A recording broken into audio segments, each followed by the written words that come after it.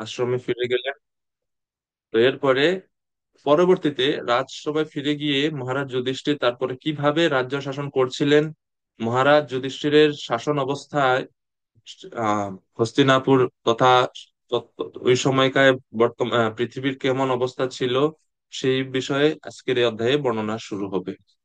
ঠিক আছে, তো দশম অধ্যায়। তো পরবর্তী কি কি ঘটনা ঘটলো সেগুলো এখন বলছেন দশম দশম অধ্যায়ে প্রথম স্কন্ধে।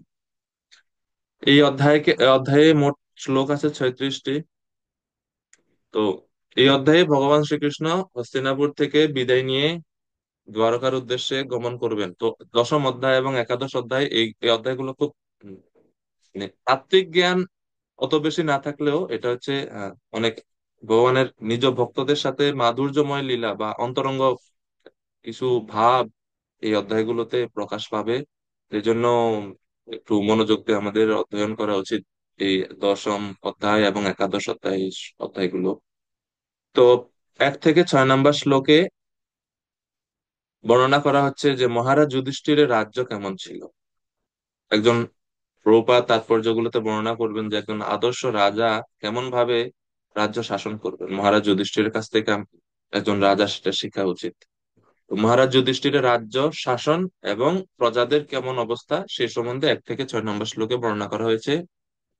7 থেকে 14 বর্ণনা করা হচ্ছে যে শ্রীকৃষ্ণের আকর্ষণের তীব্রতা, তার যখন ভগবান তার ভক্তদের প্রতি আকর্ষিত হয়ে এবং কৃষ্ণের প্রতি আকর্ষিত হয়ে তার ভক্তরা কিরকম বিরহ অনুভব করছিল হস্তিনাপুরের, যখন কৃষ্ণ চলে যাবেন সিদ্ধান্ত নিলেন, তখন হস্তিনাপুরবাসী সমস্ত ভক্তরা কেমন ভাবে ভগবান শ্রীকৃষ্ণের প্রতি বিরহ অনুভব করছেন। এই যে বিরহ বেদনা, এটা অনেক বেশি গুরুত্বপূর্ণ এই অধ্যায়ের এই অংশটা। এইগুলো 7 থেকে 14 নম্বর শ্লোকে বর্ণনা করা হবে। এরপরে কৃষ্ণ কিভাবে, কৃষ্ণকে ওনারা উম, বিদায় জানাচ্ছেন কিভাবে, সেই বিদায় যাত্রা বর্ণনা করা হচ্ছে 15 থেকে 19 নম্বর শ্লোকে। কিভাবে ভগবানকে যথাযথভাবে ওনারা সম্মান জানালেন এবং কিভাবে সমস্ত পাণ্ডবরা সবাই সমস্ত হস্তিনাপুর বাসী কৃষ্ণ কিভাবে বিদায় জানাচ্ছেন বিরহ ভাব নিয়ে। 15 থেকে 19 যাত্রা। এরপরে 20 নম্বর শ্লোকে এখন ক্যামেরা শিফট করছে হস্তিনাপুর থেকে দ্বারকাতে।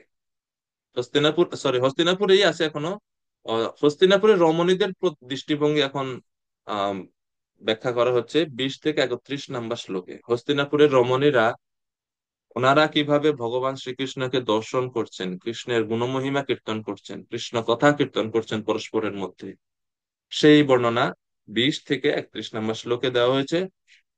আর এরপরে 32 থেকে 36 ভগবান শ্রীকৃষ্ণ কিভাবে হস্তিনাপুর থেকে বের হওয়ার পরে বিভিন্ন প্রদেশ অতিক্রম করে দ্বারকার অভিমুখে গমন করলেন, সেই বর্ণনা 32 থেকে 36 নম্বর শ্লোকে। তো এই হলো আজকের অধ্যায়ের রূপরেখা। তো শুরু করি আমরা প্রথম শ্লোক 1 থেকে 6, প্রথম অংশ মহারাজ যুধিষ্ঠিরের রাজ্য এবং শাসন ব্যবস্থা। তো কৃষ্ণের দ্বারা অভিষিক্ত হয়ে, ভগবান শ্রীকৃষ্ণের দ্বারা অভিষিক্ত হয়ে যখন মহারাজ যুধিষ্ঠির হস্তিনাপুরের রাজ সিংহাসনে বসলেন, এরপরে কিভাবে তিনি রাজ্যকে শাসন করলেন। শ্লোক 1। শৌনক উবাচ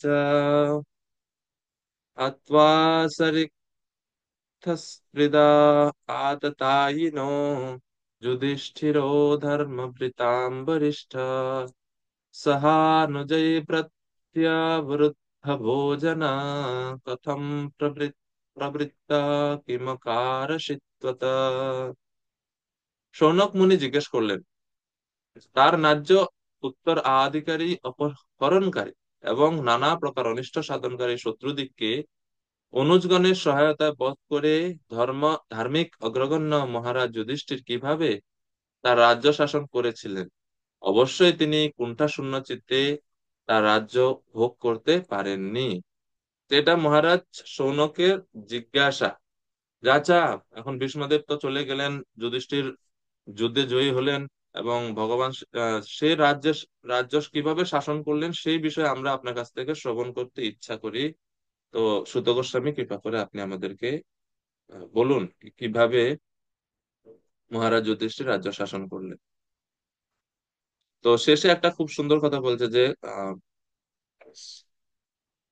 তিনি অবশ্যই কুণ্ঠা শূন্য চিত্তে তার রাজ্য ভোগ করতে দেননি। কেন তিনি রাজ্য উপভোগ করতে পারেননি? মহারাজ যুধিষ্ঠিরের কথা বলছে, কেন তিনি বিজয়ের আনন্দ উপভোগ করতে পারেননি? মানে তখনও মহারাজ যুধিষ্ঠিরের মনের মধ্যে সেই কষ্টটা ছিল যে আমার কারণে এত সমস্ত যোদ্ধাদের হত হয়েছিল। এবং মহারাজ যুধিষ্ঠিরের ইচ্ছাই ছিল না যে ভাইদের সাথে যুদ্ধ করবে। এটা ন্যায়সঙ্গত কারণে যুদ্ধ করেছিলেন। কেননা যাদের হাতে হস্তিনাপুরের রাজ্যভার ছিল তারা ছিল অন্যায় এবং অনিষ্টকারী রাজা। তারা ভালো রাজা ছিলেন না, ন্যায়সঙ্গত ছিলেন না। সেই জন্য মহারাজ যুধিষ্ঠির যদিও যুদ্ধ করলেন, জয়ী হলেন, কিন্তু এখনো তিনি বিজয়ের যে আনন্দ, যে উৎফুল্লতা, সেটা ওনার মনের মধ্যে নেই। উনি চিন্তা করছেন, কেননা ওনার এই যুদ্ধে ওনার সমস্ত আত্মীয় স্বজনদেরকে তিনি হারিয়েছেন। সমস্ত আত্মীয় স্বজন, ভাই, গুরুজন, দ্রোণাচার্য, আহ আচার্য দ্রোণ, ভীষ্মদেব, সমস্ত আত্মীয় স্বজনকে হারিয়েছেন। তো এই শোকে তিনি, এই আত্মীয় স্বজনদের হারানোর যে শোক, সেই শোকে তিনি বিজয়ের যে আনন্দ সেটা তিনি উপভোগ করতে পারছেন না। তো যেহেতু কর্তব্য এখন ওনার উপরে এসে পড়েছে, দায়িত্বভার, তো তিনি তার সহ অনুযায়ী, শ্লোকে লেখা আছে সহানুযায়ী, অর্থাৎ ওনার যারা ছোট ভাই ছিলেন, অর্থাৎ ভীম, অর্জুন, নকুল, সহদেব, এই চার ভাই সহ উনি রাজ্য শাসন করছেন। কিভাবে তিনি রাজ্য শাসন করছেন? এত সুযোগ আসছে ওনার কাছে ভোগ করার। এখন উনি রাজা হস্তিনাপুরের, তিনি কি আসলে সেই ভোগ ঐশ্বর্যে মত্ত হয়ে গেছিলেন, নাকি মানে দুর্যোধনের শাসন ব্যবস্থার এবং যুধিষ্ঠিরের শাসন ব্যবস্থার মধ্যে কি পার্থক্য ছিল, সেই বিষয়ে জানার জন্যই এটাই মনে ছিল শৌনক ঋষির। এই জন্য সুত গোস্বামীকে তিনি প্রশ্ন জিজ্ঞেস করলেন। তো সুত গোস্বামী প্রশ্নের উত্তর দিচ্ছেন 2 নম্বর শ্লোক থেকে, যে যুধিষ্ঠির মহারাজ যুদ্ধে জয়ী হওয়ার পর ভগবান শ্রীকৃষ্ণ তাকে রাজ্যে আর অভিষিক্ত করলেন রাজা হিসেবে।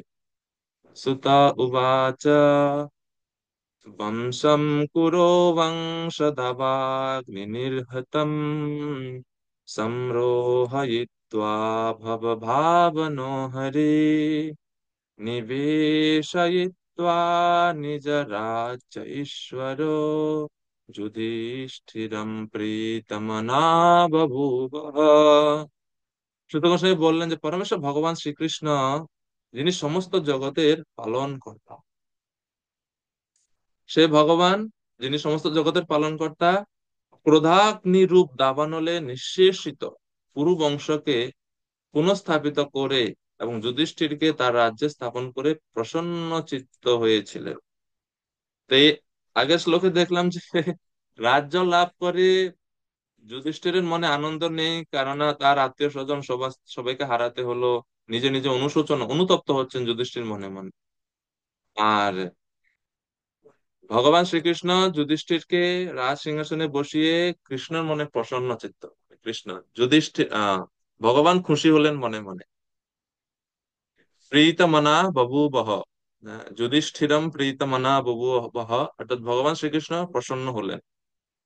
তো বলা হচ্ছে, তাৎপর্য ছিল, প্রভুপাদ ব্যাখ্যা করছেন যে কি কেন এই কুরুক্ষেত্রের যুদ্ধ কেন সংঘটিত হয়েছিল এবং এই ব্রহ্মাণ্ডের সৃষ্টির উদ্দেশ্য। বলছে যে উদাহরণ দিয়ে প্রভুপাদ ব্যাখ্যা করা শুরু করলেন যে এই সংসারকে বাঁশ বা বাঁশের ঘর্ষণের ফলে উৎপন্ন দাবানলের সঙ্গে তুলনা করা হয়েছে। শ্লোকে বলা হচ্ছে দাবাগ্নি নির্হিতা বংশ কুরো, বংশ কুরু বংশ দাবাগ্নি নির্হিত, অর্থাৎ এই কুরু বংশ ধ্বংস হয়েছিল যে যেরকম ভাবে আহ বাঁশের ঘর্ষণে প্রজ্বলিত দাবানলে, দাবানল যখন প্রজ্বলিত হয় তখন ওই বনে উপস্থিত সমস্ত পশুরা পুড়ে ছাই হয়ে যায়, বাঁচার কোনো উপায় থাকে না পশুদের। যেরকম সাপ বা অন্য সমস্ত যে প্রাণীগুলো, দাবাগ্নি লাগলে চতুর্দিক থেকে যখন অগ্নি প্রজ্বলিত হয়, বাঁচতে পারে না, মাঝখানে থেকে তারা আগুনে দগ্ধ হতে হয়, মৃত্যুবরণ করতে হয়।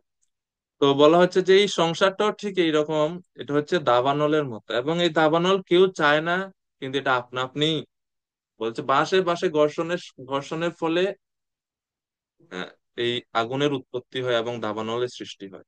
বাহ্যিক কোনো কারণ ব্যতীতই বাঁশের ঘর্ষণ হয়। তো তেমনি এই জড় জগতে যারা প্রকৃতির উপর প্রভুত্ব করতে চায়, তাদের ক্রোধের ফলে যুদ্ধের আগুন জ্বলে ওঠে এবং অবাঞ্ছিত জনগণ তাতে বিনষ্ট হয়। প্রভুপাদ বলছেন কুরুক্ষেত্রের যুদ্ধের মূল কারণ কি ছিল? কে চাইছে যুদ্ধ? এটা হচ্ছে দুর্যোধন, দুঃশাসন আদি কৌরবদের এই জড়জগতে ভগবানের আইনের বিরুদ্ধে প্রকৃতির উপর প্রভুত্ব করার বাসনার কারণে এবং তাদের ক্রোধের কারণে এই যুদ্ধ সংগঠিত হয়েছিল। তো এই যুদ্ধটা আসলে কিছু না, এটা হচ্ছে কৌরবদেরই ক্রোধাগ্নির বহিঃপ্রকাশ এই যুদ্ধ। এবং এই এই তাদের ক্রোধের অগ্নিতে তারাই পুড়ে ছাই হয়ে যায়। তো প্রভুপাদ পরে বলছেন তাৎপর্য যে এই প্রকার দাবানলে অথবা যুদ্ধে ভগবানের কিছু করা থাকে না। ভগবান এগুলাতে ভগবানের কিছু করা থাকে না, কিন্তু যেহেতু তিনি তার সৃষ্টি পালন করতে চান, তাই তিনি ইচ্ছা করেন যে জনসাধারণ যেন আত্ম উপলব্ধির আদর্শ পন্থা অনুসরণ করে, যার মাধ্যমে জীব ভগবত ধামে প্রবেশ করতে পারে। তো ভগবান চান আমরা এই জড় জগতের দুঃখ দুর্দশা থেকে মুক্ত হয়ে ভগবানের ধামে ফিরে যাই। সেই উদ্দেশ্যে ভগবান এই জড় জগৎ সৃষ্টি করেছেন। এই জগৎ সৃষ্টি করেছেন আমরা যাতে আমাদের পরিশুদ্ধি ঘটিয়ে ভগবানের কাছে ফিরে যেতে পারি, ভোগ করার জন্য না। জড়জগৎ ভোগের জন্য ভগবান সৃষ্টি করেননি, এটা সৃষ্টি করেছেন আমাদের এই মনুষ্য জীবন পেয়ে আমরা যাতে এই সংসার দাবানল থেকে নিজেদেরকে মুক্ত করার একটা পূর্ণ প্রস্তুতি আমরা গ্রহণ করতে পারি। কামস্য ন ইন্দ্রিয় প্রীতি লাভ জীবেত যাবতা জীবস্য তত্ত্ব জিজ্ঞাসা। এই মনুষ্য জীবনের উদ্দেশ্য হচ্ছে তত্ত্ব জিজ্ঞাসা, পরম তত্ত্ব সম্বন্ধে উপলব্ধি করা। শ্লোক নাম্বার 3। তো সুত গোস্বামী বলছেন ভগবান শ্রীকৃষ্ণ যুধিষ্ঠির মহারাজকে রাজ্যে স্থাপন করে রাজা হিসেবে অভিষিক্ত করে অত্যন্ত প্রসন্ন হলেন। ভগবান প্রসন্ন হলেন। ভগবান কেন প্রসন্ন হলেন? যে না, এতদিন পর হস্তিনাপুরের একজন আহ, ভালো শাসক উনি ফিরে আসছেন। এবং ভালো শাসক যখন থাকে, ধার্মিক শাসক যখন থাকে, ধার্মিক যখন রাজা যখন ধার্মিক হয়, তখন সেই ধার্মিক রাজার কারণে ওই রাজ্যের সমস্ত কিছু ধর্মময় হয়ে ওঠে, সমস্ত কিছু কৃষ্ণ ভাবনাময় হয়ে ওঠে। এই জন্য কৃষ্ণ ফোকাস করছিলেন, কৃষ্ণ চাচ্ছিলেন যুদ্ধ হোক এবং অধার্মিক রাজাদের সরিয়ে দিয়ে তাদের ধার্মিক যুধিষ্ঠিরকে প্রতিষ্ঠা করা হয়। কারণ এক ধার্মিক রাজা যুধিষ্ঠির রাজ্যে রাজা হওয়ার ফলে এই রাজ্যে আর কোনো পাপ কাজ হবে না, সবাই ধর্ম ঠিক মতো করবে এবং এইভাবে প্রজারা অতি শীঘ্রই তাদের মনুষ্য জীবন সার্থক করে ভগবানের কাছে ফিরে যেতে পারবে। তো এই বৃহত্তর স্বার্থ চিন্তা করে কৃষ্ণ মনে মনে খুবই প্রসন্ন হলেন যে না, এখন যুধিষ্ঠির রাজা হিসেবে উপবেশন করলেন। শ্লোক নাম্বার 3। তো যুধিষ্ঠির মহারাজ কিভাবে তিনি ওনার রাজ্য শাসন করেন, ওনার রাজ্য শাসনের মূল থিওরিটা কি, এটা 3 নম্বর শ্লোকে দেওয়া হচ্ছে। নিশম্য ভীষ্মোক্তমথাচ্যুতোক্তম প্রবৃত্ত বিজ্ঞান বিদূত বিভ্রমা শশাসগামিন্দ্র ইবাজিতাশ্রয় পরিদ্যুপান্তম অনুজানুবর্তিতা।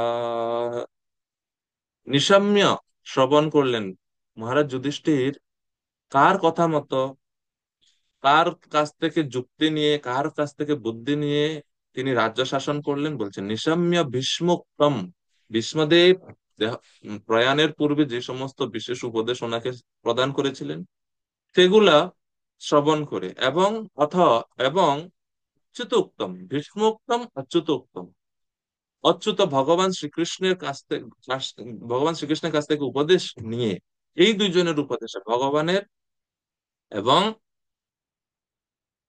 আহ, ভগবানের যে অথরিটি, যিনি অথরাইজড পার্সন, রাজ পরিবারের ভীষ্মদেব, আদর্শ রাজা বা আদর্শ ক্ষত্রিয় ভীষ্মদেব, তার উপদেশ নিয়ে, এই দুজনের উপদেশ নিয়ে তিনি মোহমুক্ত হলেন।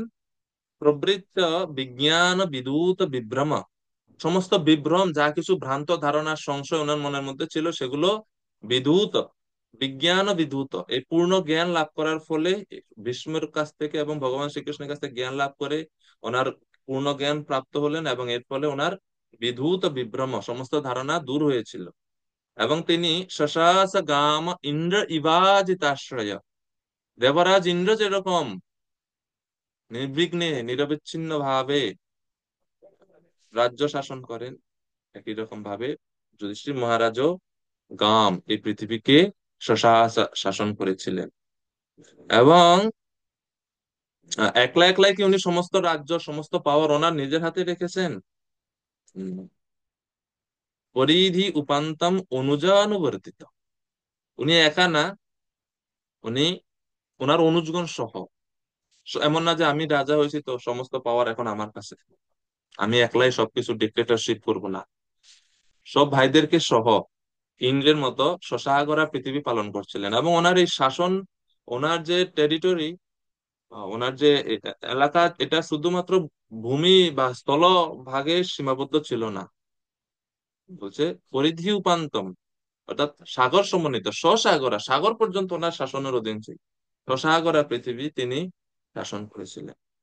তো শিল প্রভুপাদ তাৎপর্যে বিস্তারিত ভাবে ব্যাখ্যা করছেন যে কিভাবে একজন আদর্শ রাজা হওয়া উচিত, একজন শাসকের কেমন আচরণ হওয়া উচিত। প্রভুপাদ তাৎপর্য ব্যাখ্যা করছেন এখানে যে প্রভুপাদের মতে ডেমোক্রেসি, প্রজাতন্ত্র থেকে প্রভুপাদ যে রাজতন্ত্রের সুযোগ সুবিধা এখানে বর্ণনা করছেন। যে প্রজাতন্ত্র ব্যবস্থা যখন হয়, এখন বর্তমান সময়ে কলিযুগে প্রজারা মানে সাধারণ মানুষ তারা অজ্ঞানী, তারা জানে না প্রকৃত বা প্রকৃত ভালো ব্যক্তির প্রকৃত শাসককে। তারা তাদের নিজস্ব স্বার্থ নিজস্ব এজেন্ডা পূরণ যার মাধ্যমে করতে পারবে তাকেই তারা ভোট দেয় এবং সিংহাসনে বসায়। আর যাকে তারা ভোট দেয়, যেহেতু প্রজারাই হচ্ছে পাপাচ্ছন্ন এবং কৃষ্ণ ভাবনা বহির্মুখ, এই জন্য তারা যাকে নির্বাচন করে সেও একই রকম ভাবে। এবং এইভাবে ওই আহ অসৎ শাসক যখন সিংহাসনে বসে, তখন সেই রাজ্যের আর কি মঙ্গল উনি সাধিত করবেন। এই জন্য ভগবান বলছেন যে প্রভুপাদ তাৎপর্যে বলছেন যে পূর্বে যে সমস্ত ধার্মিক রাজর্ষিরা রাজ্য শাসন করতেন সেটা অত্যন্ত ভালো ছিল। প্রভুপাদ বলছিলেন যে মহারাজ যুধিষ্ঠির ছিলেন একজন আদর্শ রাজা এবং পৃথিবী শাসন করার জন্য ভগবান শ্রীকৃষ্ণের প্রতিনিধি। রাজা হচ্ছে ভগবানের প্রতিনিধি।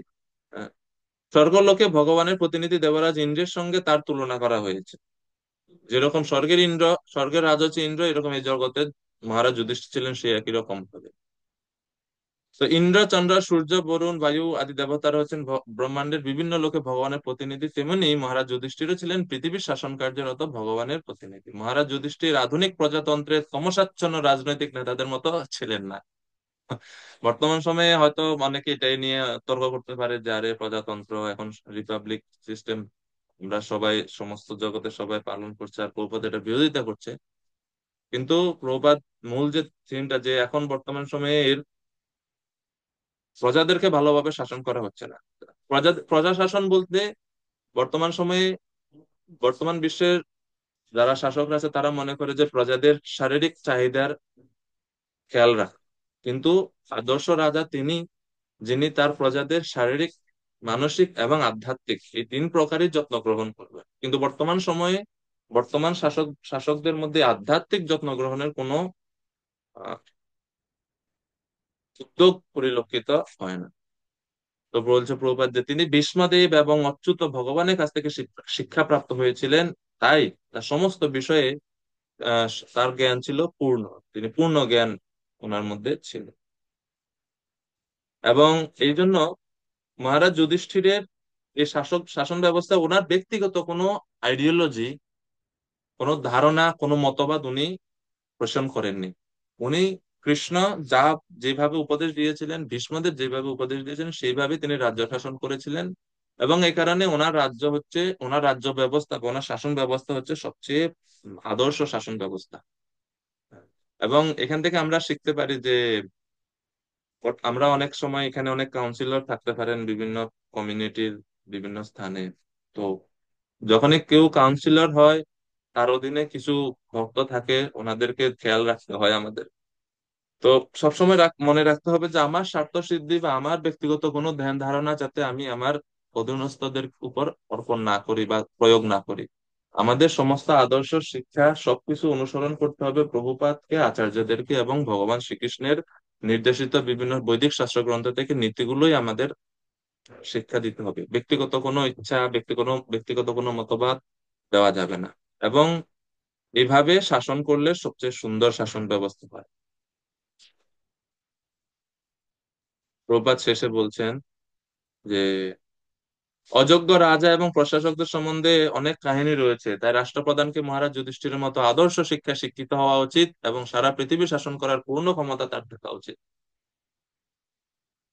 প্রভুপাদ বলছে। তো তিনি কিভাবে শাসন করলেন, ওনার শাসন ব্যবস্থার মূল থিমটা বলা হলো 3 নম্বর শ্লোকে, যে ওনার শিক্ষাটা কি, কার দ্বারা অনুপ্রাণিত হয়ে তিনি শাসন করছেন। ভগবান শ্রীকৃষ্ণের এবং ব্রাহ্মণ এবং বিষ্ণুদেবের উপদেশ অনুসারে ওনার এই সুন্দর শাসন ব্যবস্থার ফল কি, মানে কি প্রভাব রাজ্যে পড়েছিল, সেটা 4, 5, 6 এই 3টা শ্লোকে বলছে।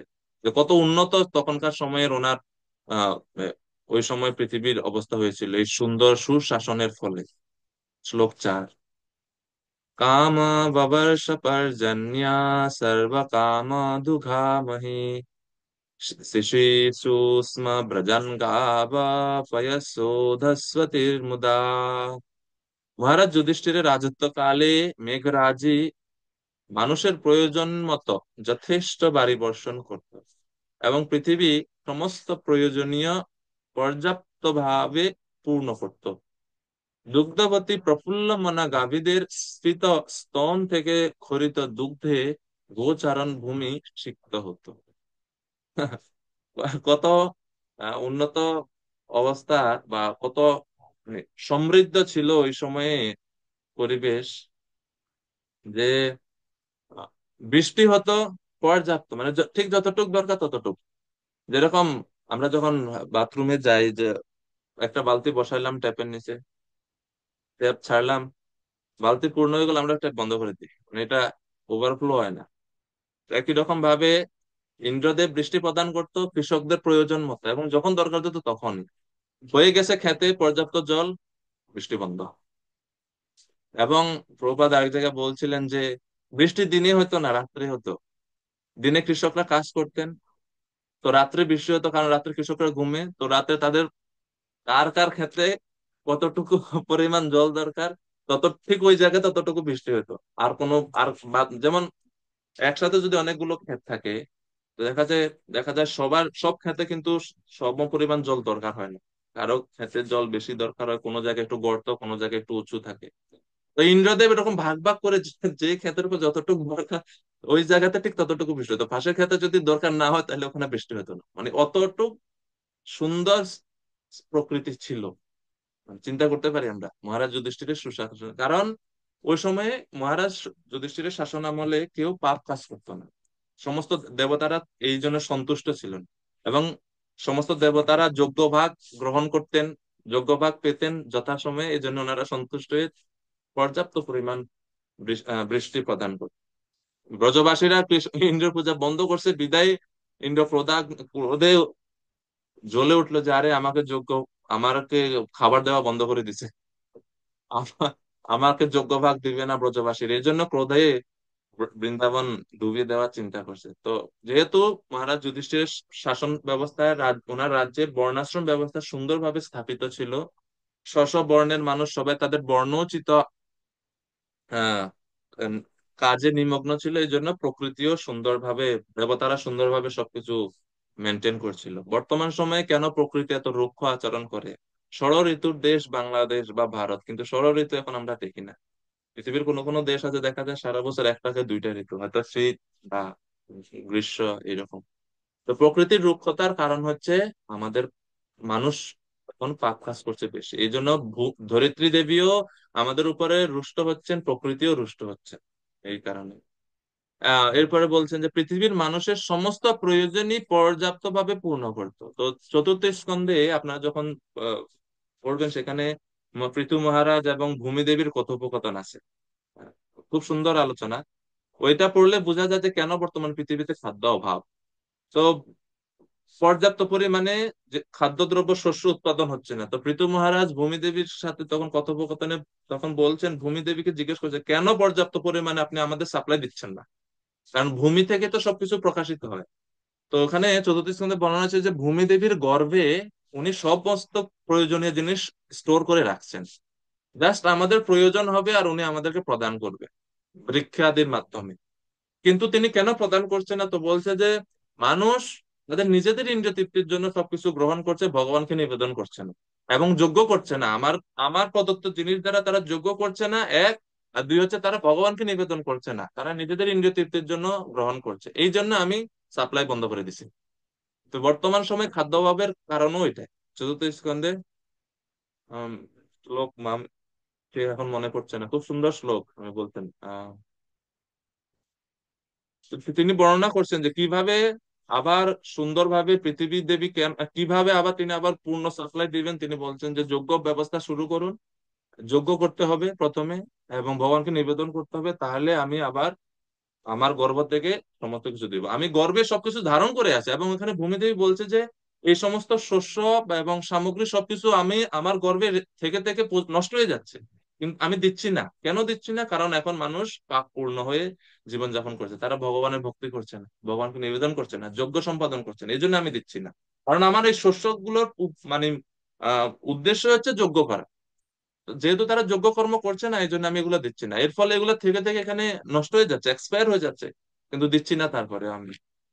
এই জন্য ভূমি দেবী আসলে আমরা বৈদিক সংস্কৃতিতে আমরা সবকিছুকে ওনাদের মূর্তিমান রূপে চিন্তা করি। যেমন মাটি, যারা জাগতিক বা অন্য মানুষদের কাছে এটা একটা জড় বস্তু মাটি, কিন্তু আমাদের কাছে ভূমি উনি হচ্ছেন মায়ের মতো। মা যেরকম গর্ভে সন্তানকে লালন পালন করে, সেই রকম ভাবে পৃথিবী মায়ের কোলে আমরা বসবাস করছি, এবং তিনি ওনার গর্ভ থেকে অর্থাৎ নিচ থেকে সমস্ত প্রয়োজনীয় জিনিস বিভিন্ন বৃক্ষাদির মাধ্যমে প্রদান করেন। কারো চাল দরকার, ধান দরকার, তিনি ধান গাছের মাধ্যমে ধান প্রদান করেন। কিন্তু যদি মানুষ পাপ কাজ করে, সেই ধান দিয়ে যজ্ঞ অনুষ্ঠান করে না, তাহলে ধান গাছ লাগাবেন ঠিক, কিন্তু ধান গাছে ধান আর হবে না, চিটা হয়ে যাবে, মানে ভিতরে আর ওই ধান থাকবে না। ধান হবে বাহ্যিক ভাবে, খোলসটা থাকবে, কিন্তু ভিতরে আর ধান থাকবে না।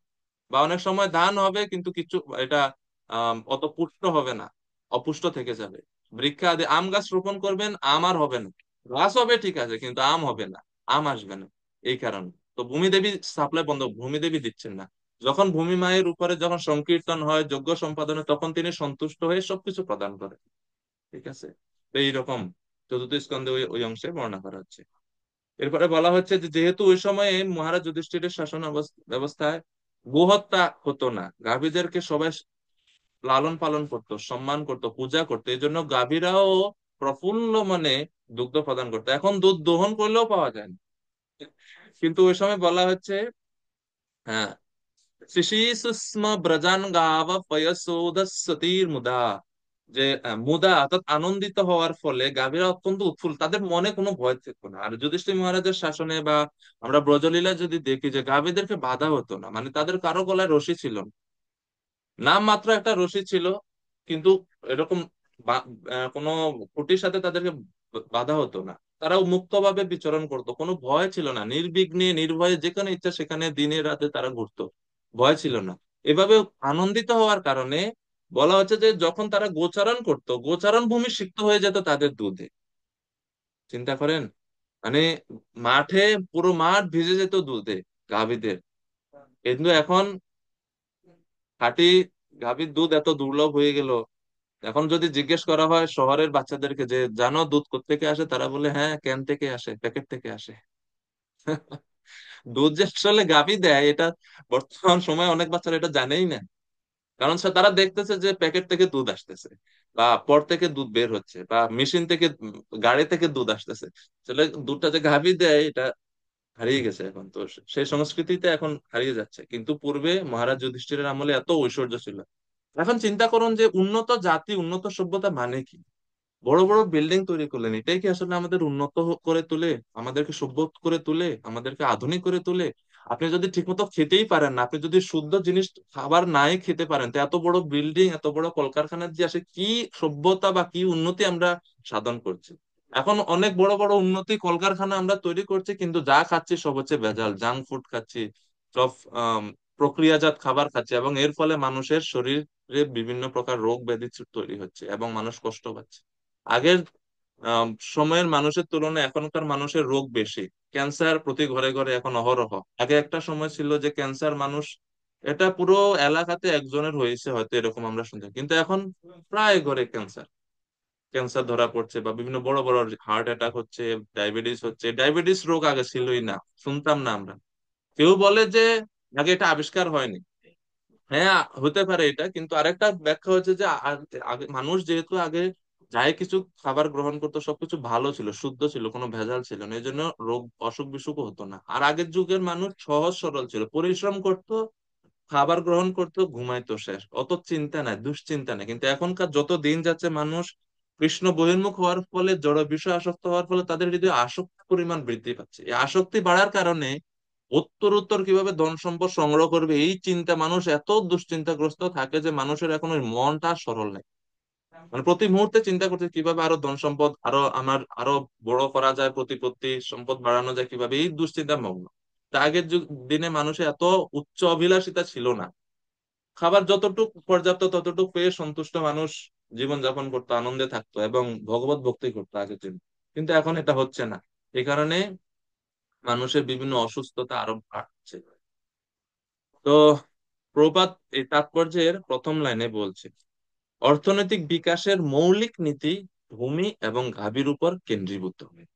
ভূমির থেকে আমরা শস্য পাচ্ছি, গাভী থেকে আমরা দুধ পাচ্ছি। গাভীর দুধ গ্রহণ করার ফলে মস্তিষ্কের যে সূক্ষ্ম সূক্ষ্ম সেল গুলো, সেগুলা শক্তিশালী হয়। মানুষ বৈদিক গ্রন্থ বা জ্ঞান চর্চায় আরো বেশি উন্নতি সাধন করতে পারে, এবং এইভাবে তারা তাদের জীবনের যে মূল লক্ষ্য সেটা উপলব্ধি করতে পেরে আধ্যাত্মিকতা পালন করে এই জগৎ থেকে মুক্ত হয়ে যেতে পারে। ভূমি থেকে আমরা শস্য পাই, শস্য গ্রহণ করে জীবন মানে এই জড় জগতে যা কিছু বর্তমানে হচ্ছে, এত এত সবকিছু, মূল কারণটাকে, মূল ভিত্তিটা কি? আহার করে তো, মানে কিভাবে আমরা ভালোভাবে থাকবো, খাবো, এটাই তো মূল জিনিস। ভালোভাবে খাওয়ার জন্য তো এত এত ডিসকভার, এত এত মানুষ আবিষ্কার করছে, এত কিছু উন্নত উন্নত জাতের ফসল বা উন্নত জাতের গাভী, সবকিছুর মূল কারণটাকে, ভিত্তিটাকে, মানুষ আমরা ভিত্তিটাই ভুলে যাচ্ছি। ভিত্তিটাই হচ্ছে ভালোভাবে কিভাবে থাকা যায়, খাওয়া যায়। তো ভূমিতে আমরা যদি সঠিকভাবে চাষ করি তাহলে ভূমিদেবী তো সবকিছু দিবে। আমরা যদি ন্যায়পূর্ণ আচরণ করি ভূমিতে দেবী সবকিছু দিবে, প্রফুল্ল ভাবে সবকিছু দিবে। তাইলে তো জীবনের উদ্দেশ্য সাধিত হচ্ছে। আর এত এত জটিল করার কি দরকার জীবনটাকে? প্রভুপাদ বলছেন। তো প্রথম লাইন হচ্ছে, পুরো তাৎপর্যের ভিত্তি হচ্ছে এই প্রথম লাইনটা, যে অর্থনৈতিক বিকাশের মৌলিক নীতি হচ্ছে ভূমি এবং গাভী। এই দুইটা জিনিস থাকবে, সবকিছু হবে। কলকারখানা করে কোনো লাভ নেই, কারণ দিন শেষ আপনাকে খেতে হবে। কলকারখানার প্রভাব বলছে যে নাট বল্টু তো আর খেতে পারবেন না, আপনি যা কিছু তৈরি করতেছেন কলকারখানায় এগুলো তো আপনি খেতে পারবেন না, অত অত বড় বড় ইন্ডাস্ট্রি, ওটা তো আপনি খেতে পারবেন না। সেই দিন শেষে তো খাওয়ার জন্য আপনাকে খাবার পিছনে যেতে হবে। কিন্তু এখন খাদ্য অভাব সংকট দেখা দিচ্ছে, কেননা মানুষের কৃষি জমিতে এখন, কৃষি জমিতে কৃষিকাজ না করে মানুষ কলকারখানা স্থাপন করছে, বড় বড় বিল্ডিং স্থাপন করছে, মিল ফ্যাক্টরি স্থাপন করছে।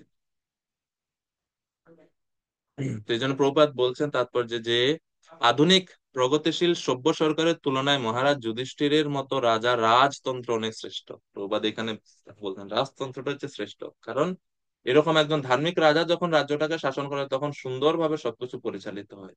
কিন্তু মূর্খ জনগণদের দ্বারা নির্বাচিত মূর্খ সরকার আসলে সঠিকভাবে সবকিছু নির্বাচিত করতে পারে না, কারণ মানুষ যাকে সিলেক্ট করে তার মানুষ দেখে না এই শাসক কি যোগ্য কিনা, সে শাসন করতে পারবে কিনা সুস্পষ্ট ভাবে, সুন্দর ভাবে, এটা মানুষ দেখে না। মানুষ দেখে যে আমার সুযোগ সুবিধা কার, কোন সরকার আমাকে দিবে, আমি অন্যায় করতে পারবো, দুর্নীতি করতে পারবো কোন শাসনের কোন শাসকের অধীনে, তো সেই শাসকের দ্বারা নির্বাচিত হয়। এটা হচ্ছে বিষয়। এই জন্য প্রভুপাদ বলছে রাজতন্ত্রটা হচ্ছে শ্রেষ্ঠ। তথাকথিত যে গণতন্ত্রে নিরীহ পশুদের হত্যা করা হয় এবং পশুর থেকেও অধম মানুষেরা ভোট দিয়ে আরেকটি পশুর থেকে ইতর মানুষকে তাদের নেতারূপে নির্বাচন করে, তার তুলনায় আদর্শ রাজার দ্বারা পরিচালিত রাজতন্ত্র অনেক শ্রেষ্ঠ। এই কেন রাজতন্ত্র শ্রেষ্ঠ প্রভুপাদ বলছেন, এটাও এখানে প্রভুপাদ ব্যাখ্যা করছেন। এবং প্রভুপাদ বলছেন যে মনুষ্য হচ্ছে অন্য সমস্ত প্রাণীদের জ্যেষ্ঠ ভ্রাতা। তো এই জন্য মানুষের কর্তব্য সমস্ত প্রাণীদের দেখে শুনে রাখা। মানুষ হচ্ছে সমস্ত প্রাণীদের জ্যেষ্ঠ ভ্রাতা, বড় ভাই। তো মানুষের কর্তব্য সমস্ত প্রাণীদের হত্যা না করে তাদেরকে যত্নে রাখা, আগলে রাখা, যাতে তাদের কোনো ক্ষতি না হয়, এইভাবে। তো খুব সুন্দর ভাবে প্রবাদ গো গো গাভী রক্ষা, গো রক্ষা এবং কৃষি সভ্যতার কথা বলছেন। প্রবাদ বলছেন যে আহ খুব সুন্দর একটা লাইন আছে মাঝখানে, খুব সুন্দর, মানে মানে সুখী পরিবার বা সুখী সমাজ ব্যবস্থা কেমন হবে। প্রভুপাদ বলছে শস্য এবং শাকসবজি মানুষ ও গৃহপালিত পশুদের যথেষ্ট পরিমাণে পুষ্টি সাধন করতে পারে, এবং সুস্থ গাভী প্রচুর পরিমাণে দুধ দিতে পারে, যা মানুষকে যথেষ্ট পরিমাণে বল ও জীবনী শক্তি দান করতে পারে। প্রভাত পর বলছে, যথেষ্ট দুধ, যথেষ্ট শস্য, যথেষ্ট ফল, যথেষ্ট তুলা, যথেষ্ট রেশম, যথেষ্ট পরিমাণে রত্ন যদি থাকে, তাহলে মানুষেরা চলচ্চিত্র, বেশ্যালয়, কসাইখানা ইত্যাদির কি প্রয়োজন? তখন চলচ্চিত্র, গাড়ি, বেতার, মাংস, হোটেল ইত্যাদি কৃত্রিম বিলাসময় জীবনের কি বা প্রয়োজন? প্রপাত বলছে, এই সভ্যতা মানুষের সঙ্গে মানুষের এবং রাষ্ট্রের সঙ্গে রাষ্ট্রের বিবাদ ব্যতীত আর কিছু দিতে পেরেছে? প্রপাত প্রশ্ন জিজ্ঞেস করে, আসলে কিছু দিতে পারেনি। কোন এক বিশেষ ব্যক্তির খামখেয়ালির বশে হাজার হাজার মানুষকে নারকীয় কলকারখানায় এবং যুদ্ধক্ষেত্রে পাঠিয়ে এই সভ্যতা কি সমতা ও ভ্রাতৃত্ব স্থাপন করতে পেরেছে? পারেনি। দেবে প্রপাত খুবই নিন্দা করছেন এই বর্তমান যে জড়বাদী যে গণতন্ত্র বা সমাজ ব্যবস্থা, এই এর 5 নাম্বার শ্লোক, আমরা অনেক সময় নিয়ে নিচ্ছি ওইদিকে। সমৃদ্ধ রাজ্য, প্রবাদ আরো বলছে 5 নাম্বার শ্লোকে যুধিষ্ঠির মহারাজের রাজ্য ব্যবস্থার ভালো দিকগুলো। নাদ্যা সুমদ্রা গিরয়া সাবনস্পতি বিরুদা ফলন্ত্যৌষধዮ সর্বা কামম আন কামম অনবৃতু তস্যৈ। নদী, সাগর, বৃক্ষ ও লতা সমন্বিত পর্বতসমূহ, শস্য, ঔষধি যুধিষ্ঠির মহারাজের রাজ্যে প্রতি ঋতুতে প্রচুর পরিমাণে ফল প্রদান করত। নদীতে পর্যাপ্ত পরিমাণে মণিমুক্তা, নদী থেকে খনিজ উপাদান, সাগর হতে প্রাকৃতিক যে সমস্ত মূল্যবান মণিরত্ন গুলো উৎপাদন হতো প্রচুর পরিমাণে, সাগরে মণিমুক্ত পাওয়া যেত। এখন সাগরে খুঁজে কিছু পাওয়া যায় না, প্লাস্টিকের ডিব্বা ছাড়া। প্লাস্টিক আর টিনের কৌটা ছাড়া আপনি সাগরের তলায় আর প্লাস্টিকের পলিথিন ছাড়া আর কিছু খুঁজে পাবেন না।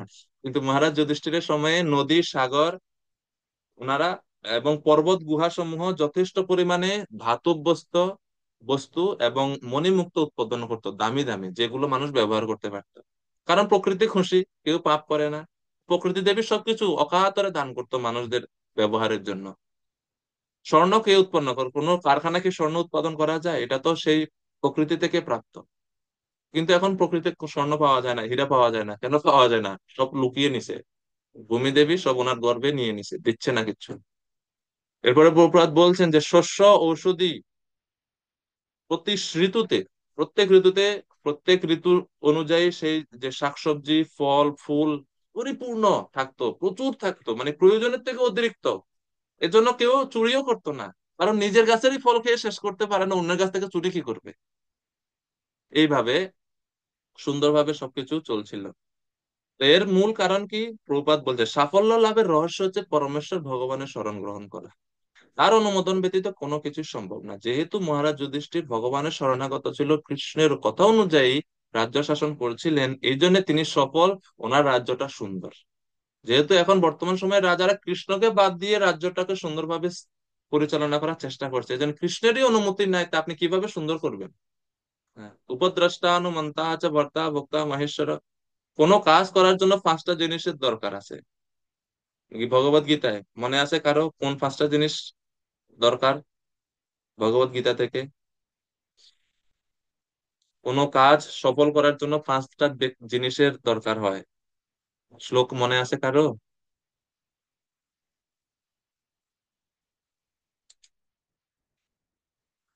চিন্তা করেন একটু, কোন 5টা জিনিস ভগবান গীতায় বলছে?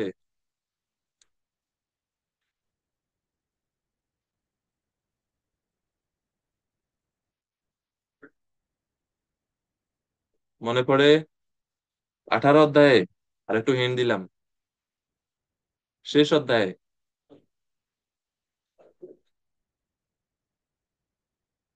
5 ফ্যাক্টরস অফ অ্যাকশন। কোনো কাজের জন্য 5টা ফ্যাক্টর লাগবে, 5টা জিনিস। অধিষ্ঠানম তথা কর্তা, কারণম চ পৃথক বিদম, বিবিধাশ্চ পৃথক চেষ্টা, দৈবম চৈব অত্র পঞ্চমম। 18 অধ্যায়ে 14 নম্বর শ্লোক। The place of action, the performer, the various senses, the many different kind of endeavor, and ultimately the super soul, the supreme Lord. These are the 5 factors of action. মানে আমাদের কোনো কাজে সফল হওয়ার জন্য 5টা জিনিসের সম্মিলিত সম্মেলন রূপ দরকার আছে। অধিষ্ঠানম, শরীর, কর্তা, তারপর বিভিন্ন ইন্দ্রিয় সমূহ, বিবিধ চেষ্টা, এবং এই সবগুলো থাকা সত্ত্বেও কোনো কাজ সফল হবে না, সফলতা আসবে না যদি ভগবানের অনুমোদন না থাকে। তো এটা হচ্ছে দৈব, দৈবম দরকার আছে। বর্তমান সময়ে দৈবমকে বাদ দিয়ে বাদ বাকি সব চেষ্টা চলছে, এই জন্য আমরা সুখী না। আর যুধিষ্ঠির মহারাজ কেন সুখী, উনার চেষ্টাও ছিল, আবার সাথে সাথে তিনি ভগবানের অনুমোদনও লাভ করেছিলেন। তো প্রভুপাদ যে তাৎপর্য বলছে, সাফল্য লাভের রহস্য হচ্ছে পরমেশ্বর ভগবানের শরণ গ্রহণ করা, তার অনুমোদন ব্যতীত কোনো কিছু সম্ভব না। এটা ওই ভগবদ গীতার ওই 18-14 শ্লোকের সিদ্ধান্ত প্রভুপাদ তাৎপর্য দিচ্ছেন। ভগবানের নিয়ন্ত্রণ সর্বত্রই রয়েছে, এবং ভগবান যদি প্রসন্ন হন তাহলে প্রকৃতির প্রতিটি প্রান্ত প্রসন্ন হয়। ইয়াসমিন তুষ্টে জগৎ তুষ্ট। আমরা ভগবানকে যদি তুষ্ট করি তাহলে ভগবান সন্তুষ্ট হলে প্রকৃতি কার কাছ থেকে আসছে? প্রকৃতি ভগবানের অধীন। তো প্রকৃতিও তো আপনা আপনি সন্তুষ্ট হবে, সমস্ত দেবতারা আপনা আপনি সন্তুষ্ট হবে। কিন্তু যখন আমরা ভগবানকে, ভগবত বিহীন যে সমাজ, যে রাষ্ট্র, সেটা কখনো সুখ শান্তি লাভ করতে পারে না। বলছে কলকারখানা এবং যন্ত্রপাতির উপর নির্ভর করে যে কৃত্রিম জীবনযাপনের পন্থা, তার ফলে লক্ষ লক্ষ ব্যক্তির কঠোর পরিশ্রমে কেবল কয়েকজন মাত্র মানুষ তথাকথিত সুখ ভোগ করতে পারে। প্রভুপাদ বলছে যে বর্তমানে কলকারখানা ভিত্তিক যে সমাজ ব্যবস্থা, এটা আসলে সুখটাকে কেন্দ্রিক করে রাখছে কয়েকজন মানুষের কাছে। বিশেষ করে। আর লাখ লাখ মানুষ পরিশ্রম করে, কষ্ট ভোগ করে, সুখ পায় মাত্র কয়েকজন। কিন্তু রাজতন্ত্র ব্যবস্থা এরকম, সমস্ত প্রজারা তাদের স্ব স্ব বৃত্তি অনুসারে সুন্দরভাবে জীবনযাপন করতে পারে। প্রভুপাদ বলছেন যে যথাযথভাবে শিক্ষা লাভ না করার ফলে জনসাধারণ স্বার্থান্বেষীদের পদাঙ্ক অনুসরণ করে প্রকৃতির সত্তার, প্রকৃতির সম্ভার শোষণ করছে, এবং তার ফলে মানুষের সঙ্গে মানুষের এবং রাষ্ট্রের সঙ্গে রাষ্ট্রের তীব্র প্রতিদ্বন্দ্বিতা হচ্ছে, যেটা আমরা বর্তমানে দেখছি। এক রাজ্যের, এক দেশের সাথে আরেক দেশের, এক রাজ্যের সাথে আরেক রাজ্যের প্রতিদ্বন্দ্বিতা, এবং সাধারণ জনসাধারণ এর মাঝখানে গিয়ে কষ্ট ভোগ করছে। সেক্ষেত্রে ভগবানের প্রশিক্ষিত প্রতিনিধির কোনো নিয়ন্ত্রণ নেই। এখানে আমাদের তুলনামূলকভাবে আধুনিক সভ্যতার দোষগুলো বিচার করতে হবে, এবং মানুষদের শুদ্ধ করার জন্য এবং কালের অসঙ্গতি দূর করার জন্য মহারাজ যুধিষ্ঠিরের পদাঙ্ক অনুসরণ বলছে। এখনো সময় আছে, আমরা যদি করি মহারাজ যুধিষ্ঠিরের পদাঙ্ক অনুসরণ করে, তাহলে অনেক ভালো একটা অবস্থা আমরা লাভ করতে পারবো এখনো।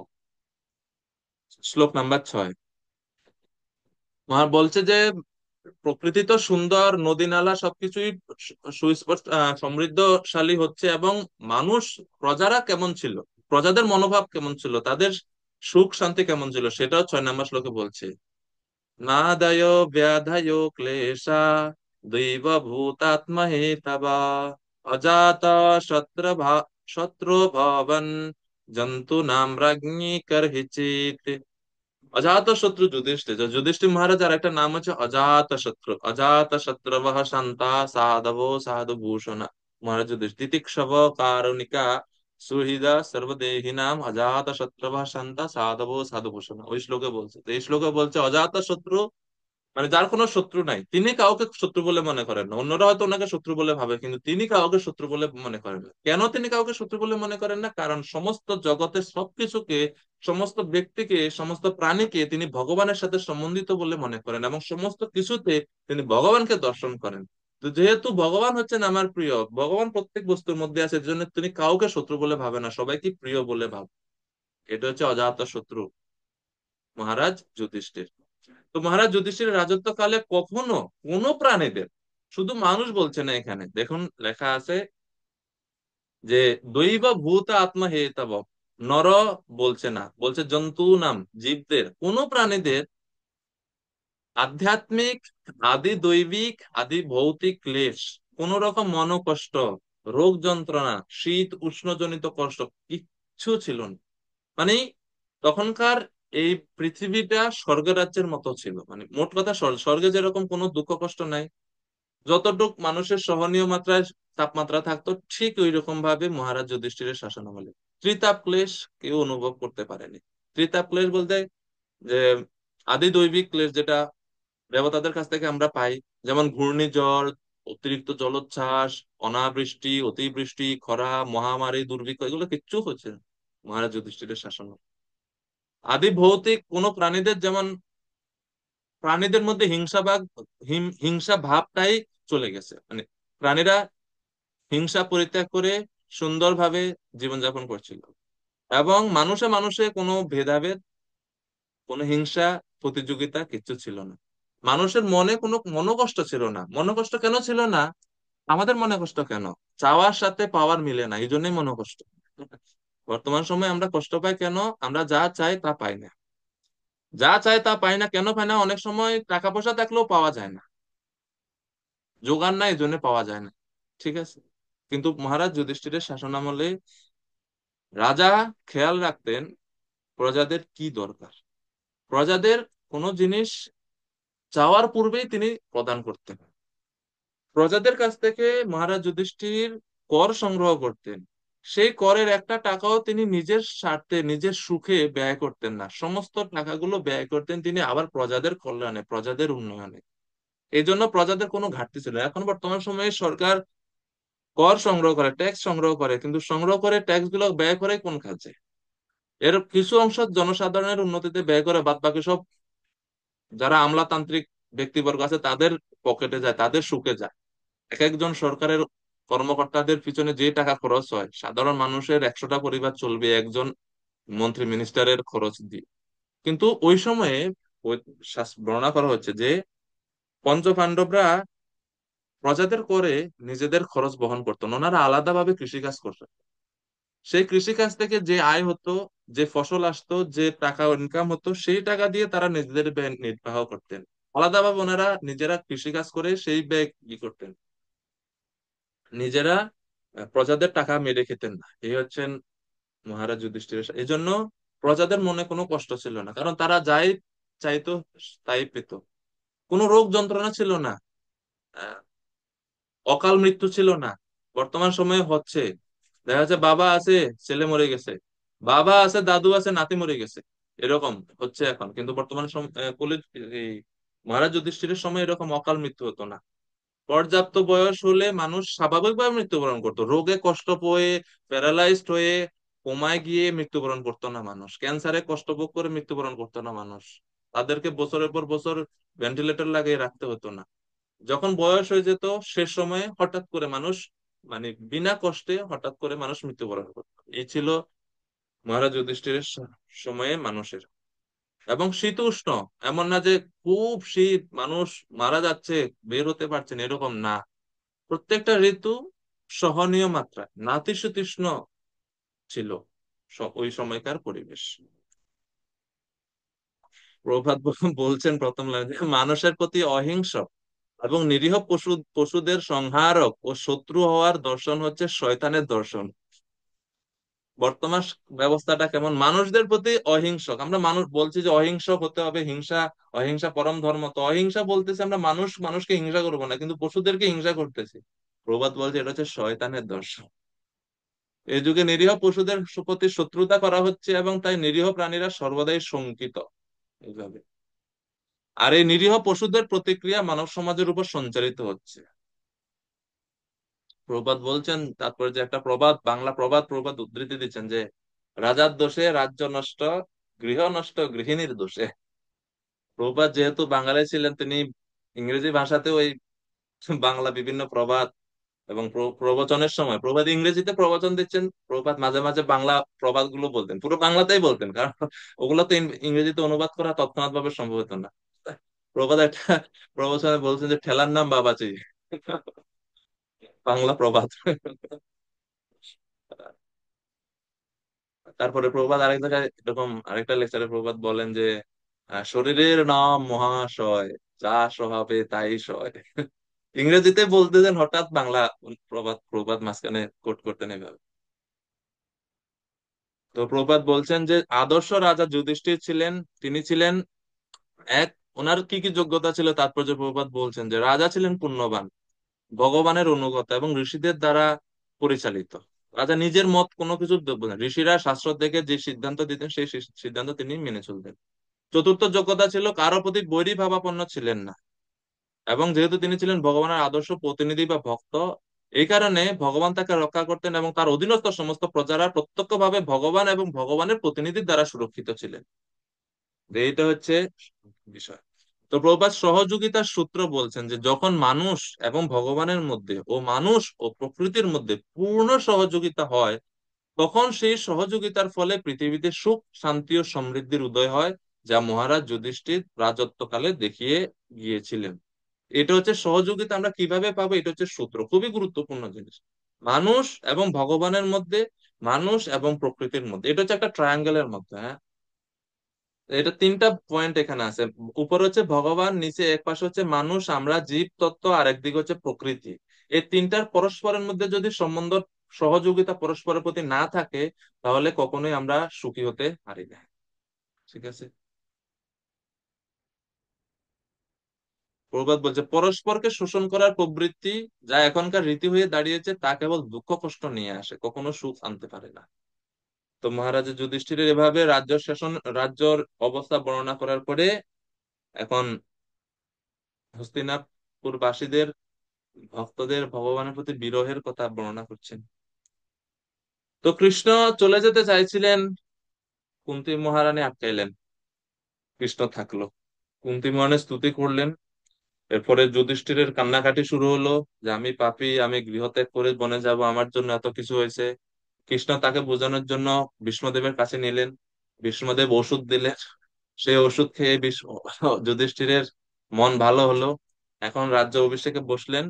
কৃষ্ণ আরো কিছুদিন থাকছেন এখন হস্তিনাপুরে, চলে যাননি, কিছুদিন ছিলেন। কেন ছিলেন আরো কিছুদিন, এটা বর্ণনা করা হচ্ছে 7, 8 এই দুইটা শ্লোকে। কৃষ্ণ আরো কয়েক মাস হস্তিনাপুরে অবস্থান করেন। শ্লোক নাম্বার 7। উষিতা হস্তিনাপুরে মাসান কতিপয়ান হরি সুহৃদম চ বিশোকায় শ্বাশুশ্চ প্রিয়কাম্যয়া।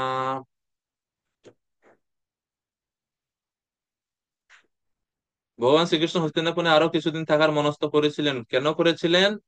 পাণ্ডবদের শোক প্রণোদন করার জন্য। এই যে পাণ্ডবরা এখনো শোকান্বিত, এত এত আত্মীয় স্বজন মারা গেল, মানে বংশ পুরা খালি প্রায়। শোক কিভাবে নিবারণ হবে এত শীঘ্র? তো তাদেরকে, তাদের সান্ত্বনা দেওয়ার জন্য, এবং বিশেষ কারণ আরেকটা হচ্ছে, সমস্ত পাণ্ডবদের বংশজ সবার মধ্যে শোকটা বেশি ছিল সুভদ্রা এবং উত্তরার। ভগিনী সুভদ্রার প্রীতি কামনায়, স্ব সু চ প্রিয় কাম্যয়া, নিজের বোন সুভদ্রার প্রীতি কামনায়, বোনকে মানসিক ভাবে সাপোর্ট দেওয়ার জন্য পরমেশ্বর ভগবান শ্রীকৃষ্ণ কয়েক মাস হস্তিনাপুরে অবস্থান করেছিলেন। তার আত্মীয়দের তৃপ্ত করার জন্য, তার বোন সুভদ্রার প্রীতি বিধানের জন্য ভগবান শ্রীকৃষ্ণ থেকেছিলেন কয়েক মাস। থেকে ওনার কারণ সুভদ্রার দুঃখটা হচ্ছে সবচেয়ে বেশি কিসের জন্য? কারণ তিনি তার একমাত্র পুত্র অভিমন্যুকে হারালেন। আর উত্তরারও কষ্ট, যে ওনার সদ্য বিয়ে হলো, উত্তরা তার পতিকে হারালেন। হ্যাঁ। তো এটা ভগবানের একটা স্বভাব, যে ভগবান সবসময় তার ভক্তদেরকে সন্তুষ্ট করার জন্য, ভক্তদেরকে আনন্দ বিধান করার জন্য ভগবানের প্রসন্ন হন। ভক্তরা যখন খুশি থাকে, ভক্তদেরকে কিভাবে আমি সেবা করতে পারি, একটু ভক্তদেরকে আমি কিভাবে আরো বেশি খুশি করতে পারি, এটা ভগবান, এই কাজটা করতে ভগবান মানে সবসময় চায়। তো প্রভুপাদ তাৎপর্য বলছেন যে ভগবান সর্বদাই যেভাবেই হোক না কেন তার ভক্তকে সন্তুষ্ট করে আনন্দ উপভোগ করেন। ভগবান আনন্দ পান তার ভক্তকে সন্তুষ্ট করে। আর ভক্তরাই কেবল তার আত্মীয় ভূমিকা অবলম্বন করতে পারেন। ভগবান হচ্ছেন পরম তত্ত্ব। এই জন্য ভগবান থেকে গিয়েছিলেন আরো কিছুদিন, কয়েক মাস হস্তিনাপুরে। এখন অনেকদিন থাকলো, বেড়ানি হলো, এখন ওনার নিজেরও তো এক রাজ্য আছে, নিজেরও তো সংসার আছে, এদিক থেকে কল আসতেছে। রুক্মিণী সত্যভামা মেসেজ পাঠাচ্ছেন, কল করতেছেন, এতদিন ঘর বাড়ির খোঁজ খবর নাই, ছেলে মেয়ে স্কুল কলেজের পড়াশোনার কোনো খোঁজ খবর নাই, খালি বেড়ালে হবে, তাড়াতাড়ি আসেন। সরি, এরকম আসে নাই, কিন্তু আমি জাস্ট বলছি যে কৃষ্ণ অনুভব করছিলেন যে আমার রাজ্যে ফিরে যেতে হবে। ওইদিকে দ্বারকার কি অবস্থা হচ্ছে। তো কৃষ্ণ এখন আজ্ঞা প্রার্থনা করছে, অনুমতি চাইছেন মহারাজের কাছে। যাত্রার অনুমতি প্রার্থনা, আমন্ত্র্যা চাভ্যনুজ্ঞাত পরিষজ্জা বিবাদ্যতম আরুরোহ রথম কশ্চিৎ পরিষক্ত বিবাদিতা। পরে পরমেশ্বর ভগবান যাত্রার অনুমতি চাইলেন মহারাজ, এবং মহারাজ যুধিষ্ঠির অনুমতি দিলেন। তখন পরমেশ্বর ভগবান শ্রীকৃষ্ণ যুধিষ্ঠিরের চরণে প্রণত হয়ে শ্রদ্ধা নিবেদন করলেন এবং মহারাজ তাকে আলিঙ্গনবদ্ধ করলেন। তারপর পরমেশ্বর অন্যান্য সকলেরও আলিঙ্গনবদ্ধ হয়ে এবং তাদের অভিবাদন গ্রহণ করে তার রথে আরোহণ করলেন। তো কৃষ্ণ এখন গাড়িতে উঠে গেছে, আমরা এখন সবাই কৃষ্ণকে বিদায় জানাবো। হ্যাঁ, মানে যারা হস্তিনাপুর বাসী আছেন তারা ভগবানকে গাড়িতে উঠাই দিচ্ছেন। এখন স্বাভাবিকভাবে একটু চিন্তা করেন, আপনার বাড়িতে যখন কোনো আত্মীয় স্বজন আসে, যেমন নববিবাহিত কোনো কন্যা, মা বাবা আসছে বেড়াইতে, এখন মা বাবা চলে যাবে, তো কেমন কান্নাকাটি শুরু হয়। তো এটা তো জড়জাগত একটা সম্বন্ধ, কিরকম কান্না করে। আর এখানে কৃষ্ণ তাদের হম প্রাণনাথ, তাদের আরাধ্য ইষ্টদেব, এখন সেই ভগবান চলে যাবেন তাদেরকে ত্যাগ করে। মানে লিস্ট অভ্যন্তর মানে অন্তরে তো অবশ্যই আছেন, কিন্তু বাহ্যিক ভাবে তো ভগবানের বিরহ ওনারা ওনারা অনুভব করবেন। তো কিরকম একটা করুণ পরিস্থিতি তৈরি হচ্ছে এখানে, একটু মানসিক ভাবে চিন্তা করে একটু দেখেন আপনারা।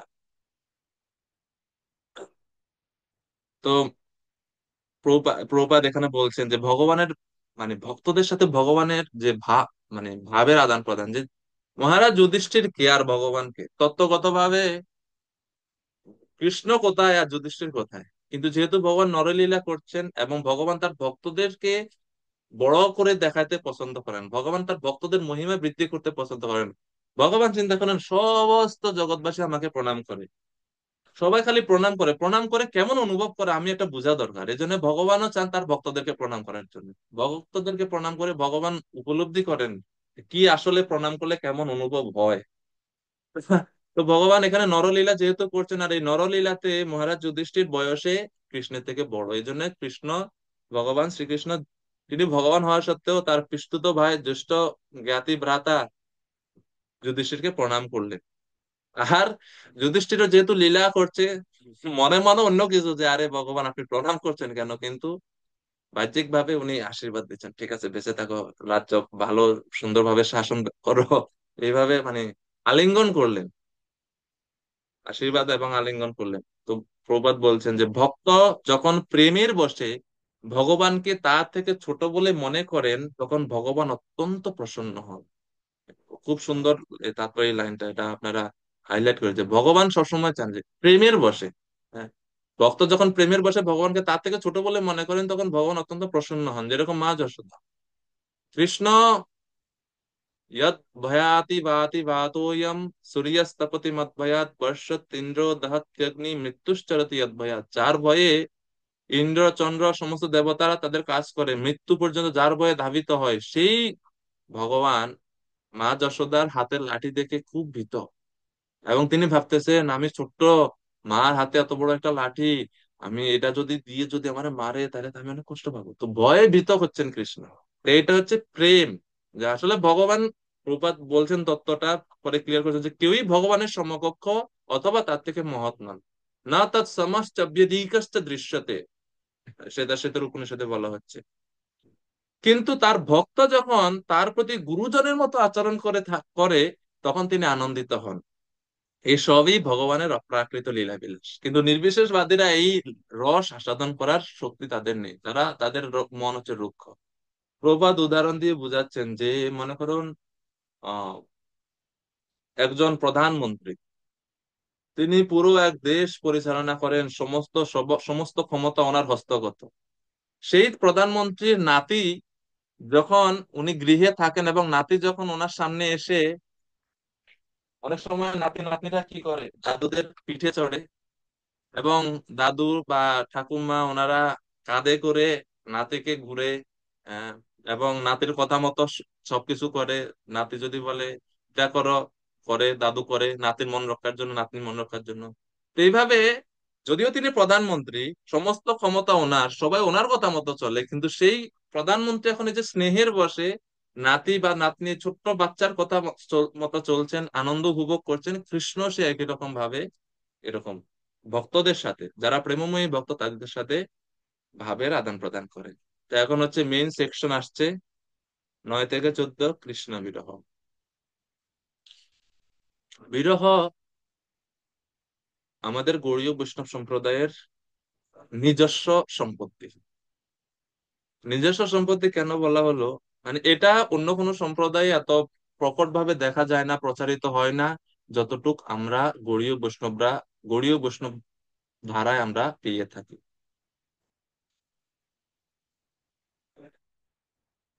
এই জন্য বলা হয় যে দুইটার আছে সম্পর্ক ভগবানের সাথে, একটা হচ্ছে সম্ভোগ আর একটা হচ্ছে বিপ্রলম্ভ।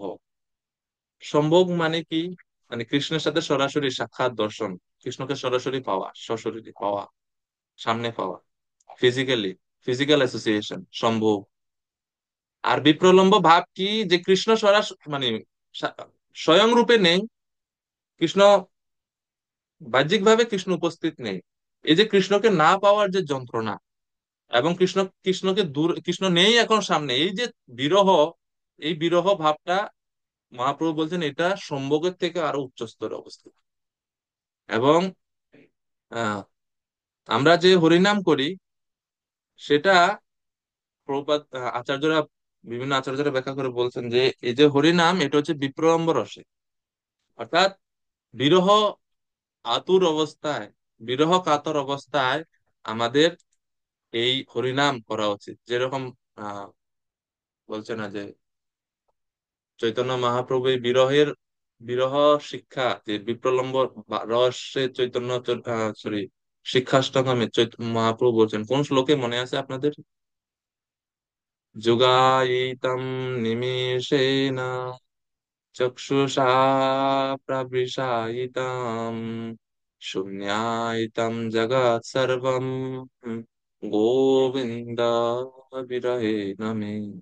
এই মানে শিক্ষাষ্টকমের এই শ্লোক গুলা না, মানে কত গভীর, এবং সমস্ত শাস্ত্রের মানে সার এই এক একটা শ্লোকে, এক একটা শব্দের মধ্যে আছে, এটা কল্পনা করার অতীত। শূন্যায়তম জগৎ সর্বম গোবিন্দ বিরহে নামে, গোবিন্দ ব্যতীত, গোবিন্দের বিরহে সবকিছু শূন্য বলে মনে হচ্ছে আমার। এইভাবে আহ, মহাপ্রভু ওনার বিরহ প্রকাশ করছেন। তো প্রভুপাদ বলছেন যে চৈতন্য মহাপ্রভুর শিক্ষা হচ্ছে এটা, যে বিরহে ভগবান শ্রীকৃষ্ণকে ভালোবাসা, বিরহ অবস্থায় থেকে ভগবান শ্রীকৃষ্ণকে ভালোবাসা, এটা হচ্ছে চৈতন্য মহাপ্রভুর প্রধান মূল শিক্ষা।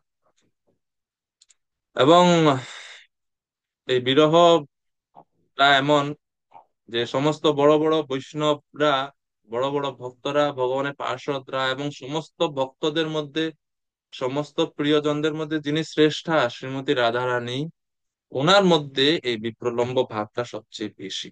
এবং চৈতন্য মহাপ্রভু রাধা রানীর ভাবে ভাবিত হয়ে সেই বিপ্রলম্ব রস তিনি শুধুমাত্র প্রচারই করেননি, অন্তলীলা, চৈতন্য চরিতামৃত অন্তলীলা বা গম্ভীরা লীলা যেটা বলা হচ্ছে এখানে, তিনি শুধু এই বিরহ লীলায় আস্বাদন করছেন। আপনারা চৈতন্য চরিতামৃত অন্তলীলা পড়বেন, মানে পড়ে মাথা নষ্ট হয়ে যাবেন। মানে এরকম ভাব চৈতন্য মহাপ্রভু নিজে প্রদর্শন করছেন। শেষ লীলাগুলো যখন গম্ভীরায় দেখা যাচ্ছে মহাপ্রভুকে, মহাপ্রভু যাতে ঘর থেকে বের হইতে না পারেন এজন্য দরজা বন্ধ করে সামনে প্রহরী রাখা হয়েছে, মানে পার্ষদদেরকে রাখা হয়েছে, দেখবে মহাপ্রভু যাতে বের হইতে না পারে, কিন্তু তারপরেও সবার অলক্ষ্যে দরজা ভিতর থেকে বন্ধ, বাইরে থেকে বন্ধ, কিন্তু মহাপ্রভু ভিতরে নাই। কিভাবে উনি বের হয়ে গেছেন দেখা যায়, কখনো কখনো তৈলঙ্গী গাভীদের কাছে এখানে কুর্মা আকৃত হয়ে গেছে মহাপ্রভুর, মানে শরীরের সমস্ত অঙ্গ প্রত্যঙ্গ গুলো শরীরের ভিতরে ঢুকে গেছে, কুর্মের মতো হয়ে গেছে। মানে আমরা চিন্তাও করতে পারি না এগুলা কি, মানে কত উন্নত, আমাদের চিন্তারও অতীত। কৃষ্ণের বিরহে মহাপ্রভুর এরকম হতো। আরেকদিন তো বিরহ অবস্থায় ন- সমুদ্রকে যমুনা বলে ঝাঁপ দিছে, আর শেষ, ডুবে গেছে।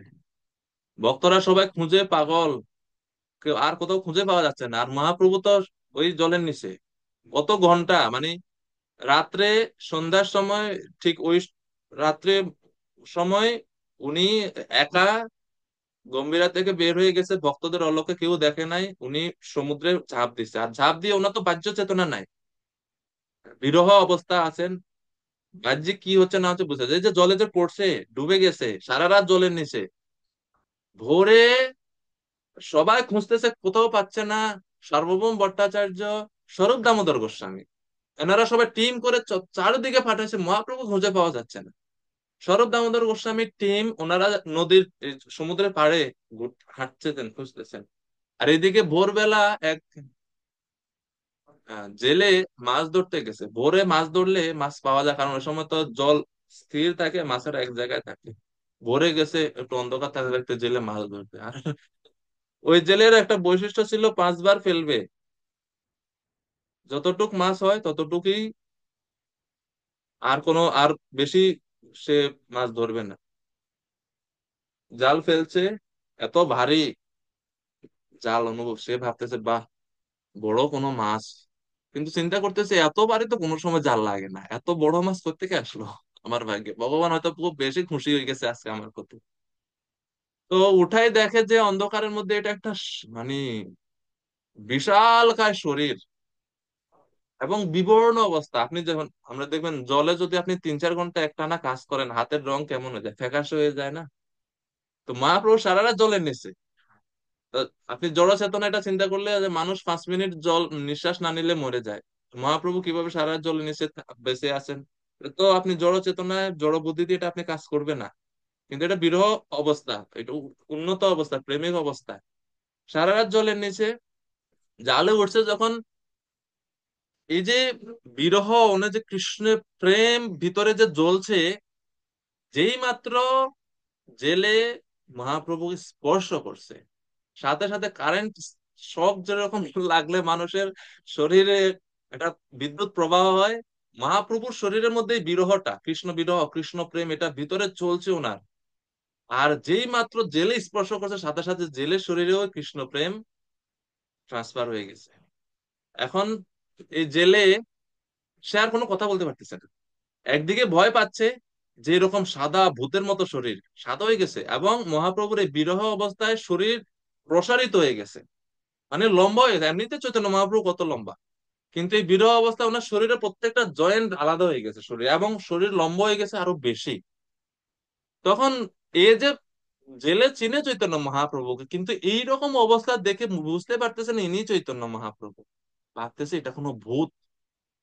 তো সে তার মুখ আর বন্ধ রাখতে পারতেছে না, মুখে তার অটোমেটিক হরি হরি হরি হরি হরি হরি হরি হরি এভাবে, মানে অনর্গল হরিধ্বনি হরিনাম তার মুখে চলছে। এখন সে ভয় পাচ্ছে যে কি হলো, আমার হলোটা কি, আমার মনে হয় ভূতে ধরছে। সে এই ভূত থেকে রক্ষা পাওয়ার জন্য নৃসিংহ নাম জপ করতেছে, কারণ সে জানে সে নৃসিংহদেবের নাম স্মরণ করলে কোনো ভূত আসে না। এখন যত বেশি সে নৃসিংহ স্তুতি পড়ে, তত বেশি ভূতের আসর বাড়ে। কারণ মানে সে মানে হরি ছাড়া কোনো কথাই তার মুখে আসতেছে না। কোন রকমে সে তার নৌকা নিয়ে পাড়ে উঠলো। উঠে সে দৌড়াচ্ছে, মহাপ্রভুকে ফেলে রেখে দৌড়াইতেছে ওজার কাছে, যে আমার ভূতে ধরছে। আছে যে হাঁটতেছে, মুখে ওই মুখ, জিহ্বা সে আর বন্ধ করতে পারতেছে না, হরিনাম চলছে অনবরত। হ্যাঁ, তখন সাথে যাত্রাপথে দেখা হয়েছে স্বরূপ দামোদর গোস্বামী। স্বরূপ দামোদর গোস্বামী দেখেই তো বুঝতে পারছে যে ঘটনা তো কিছু ঘটছে এখানে। তখন তিনি বলছে, এই ভাই কি হইলো তোমার? তো এই যে উত্তর দিবে এটাও পারেন না। তো উত্তর দিচ্ছে এইভাবে, হ্যাঁ, যে হরি হরি হরি ভূত, হরি হরি হরি হরি হরি ভূতে ধরেছে, হরি হরি হরি হরি এইভাবে, মানে একটু শব্দ উচ্চারণ করতেছে, তা আবার হরি হরি, মানে হরি নাম ছাড়া কিছু আর মুখেই আসতেছে না, এইভাবে চলছে। তখন বলছে কি ভূতে ধরছে, মানে কি, কোথায় ভূত আসছে? বলছে ওইখানে, এই যে আমি মাছ ধরতে গেছি, একটা ভূত উঠছে আমার জালের উপরে। তো বলছে ভূতের মহা শরৎ দামোদর গোস্বামী লক্ষণ দেখে বুঝতে পারতেছে এটা কৃষ্ণ প্রেমের লক্ষণ, এটা ভূতের কোনো লক্ষণ না। তখন বলছে তুমি কই যাচ্ছ তাহলে? বলছে আমি ওজার কাছে যাচ্ছি। কেন যাচ্ছ ওজার কাছে? ভূত ছাড়ার জন্য। তো শরৎ দামোদর গোস্বামী বলছে আমি এটার ওঝা, ভূতের ওঝা। তো তখন ইনি খুব জোরে 3টা গালে থাপ্পড় দিলেন। থাপ্পড় দিয়ে উনি হরিনাম শ্রবণ করায় তাকে একটু শান্ত করলেন। শান্ত করে বলছে চলো ভূতের কাছে যাই, ভূত ছাড়াবো আজকে। তখন নিয়ে গেল। আর তো স্বরূপ দামোদর গোস্বামী দেখতেছেন চৈতন্য মহাপ্রভু। তখন বলছে আরে এই তো চৈতন্য মহাপ্রভু। জেলে বলছে আমি তো চৈতন্য মহাপ্রভুকে চিনি, তিনি তো এরকম না, তোনার শরীর হচ্ছে গৌরবর্ণ, কত সুন্দর সৌম্য রূপ। আর এই যে এত লম্বা শরীরটা কার? জেলে তো আর জানে না এই বিরহ অবস্থায় কেমন হয়। তখন সমস্ত পার্শ্বদের, স্বরূপ দামোদর গোস্বামী ওখানে আর যারা আছে খবর দিয়ে সবাইকে আসার জন্য, সবাই আসছে, এবং উচ্চস্বরে খুব হরিনাম কীর্তন করলেন। দীর্ঘক্ষণ হরিনামের পরে আস্তে আস্তে আস্তে আস্তে চৈতন্য মহাপ্রভুর বাহ্য চেতনা ফিরে আসলো, এবং যখনই ওনার বাহ্য চেতনা ফিরে আসলো শরীর আবার আগের মতো হয়ে গেছে, মানে সব সংকুচিত হয়ে ঠিক আগের মতো হয়ে গেল। তখন চৈতন্য মহাপ্রভু স্বরূপ দামোদর গোস্বামীর গলা জোরে বলছে, মানে বিলাপ করে বলছে যে তোমরা আমারে ডিস্টার্ব করলে কেন? আমি কত সুন্দর জল ক্রীড়া করতেছিলাম কৃষ্ণের সাথে বৃন্দাবনে, এই তোমরা আবার এখানে ডেকে নিয়ে আসছো, আমি এখন কৃষ্ণকে হারাই ফেলছি, এই আবার কান্না শুরু হয়ে গেছে। তো এটা মানে আহ, আমরা জড় চেতনা দিয়ে এটা কি বুঝবো? এটা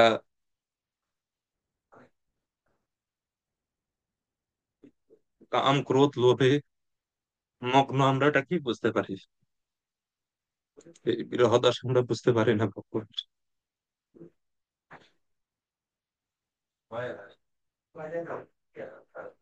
কত কোটি কাল আমরা ভগবানের থেকে দূরে আছি।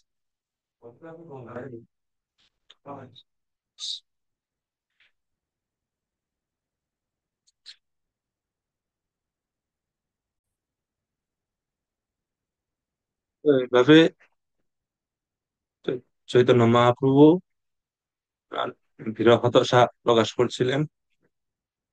তো 9 নম্বর শ্লোক থেকে 9, 10 সেই শ্লোকে ভগবান শ্রীকৃষ্ণের বিরহে মুহ্যমান ভক্তদের কথা বর্ণনা করা হচ্ছে। আমরা সামনের ক্লাসে এটা আলোচনা করব। সবাইকে অনেক অনেক ধন্যবাদ। হরে কৃষ্ণ, হরে কৃষ্ণ, কৃষ্ণ কৃষ্ণ। শ্লোক 9 এবং 10। সুভদ্রা দ্রৌপদী কুন্তি বিরাট তনয়া তথা গান্ধারী ধৃতরাষ্ট্রশ্চ युयुत्सु गौतमो यमो वृकोदरश्च धौम्यश्च स्त्रियो मत्सासुतादयः नासे हिरे विमुह्यन्तो বিরহম শ্রাঙ্গধান্বনা। তখন সুভদ্রা, দ্রৌপদী, কুন্তি, উত্তরা, তো সুভদ্রার নামটা প্রথমে দেখা বলা হচ্ছে, দেখলেন যে ওই যে কৃষ্ণ চলে যাচ্ছিলেন ওই সময়ই, কিন্তু বোন সুভদ্রার প্রতি একটু বেশি স্নেহপরায়ণ হওয়ার কারণে তিনি আরো কিছুদিন, আরো কয়েক মাস ছিলেন, তো এই জন্য সুভদ্রার শোকটা সবচেয়ে বেশি এখানে, এই জন্য ওনার নামটা প্রথমে। সুভদ্রা, দ্রৌপদী, কুন্তি, উত্তরা, গান্ধারী, ধৃতরাষ্ট্র, ইউয়ুৎসু,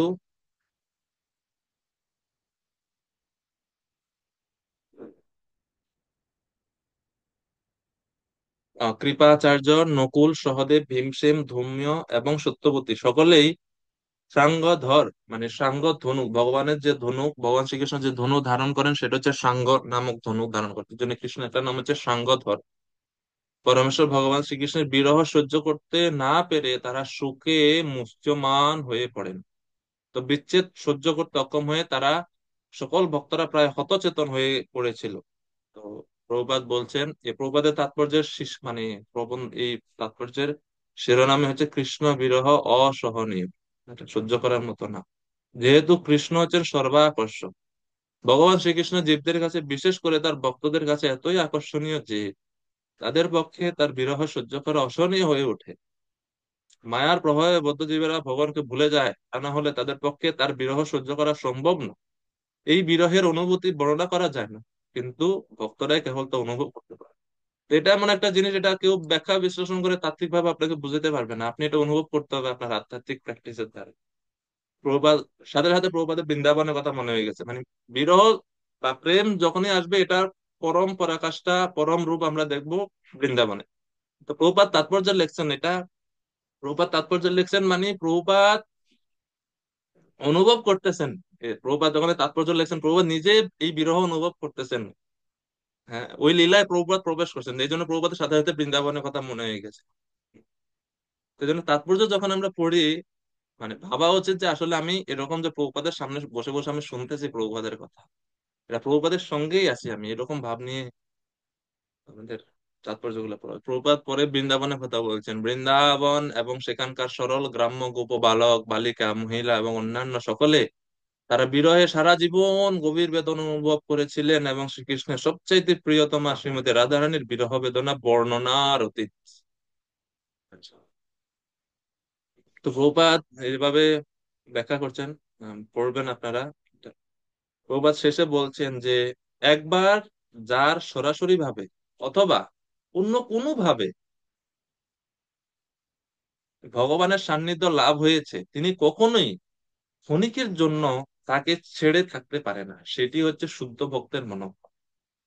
তা আমরা ভাগবতম পড়ছি, কোর্স করতেছি, প্রশ্ন শিখবো, শ্লোক শিখবো, পরীক্ষা দিব, সার্টিফিকেট পাবো, সবকিছুই গৌণ অ্যাকচুয়ালি।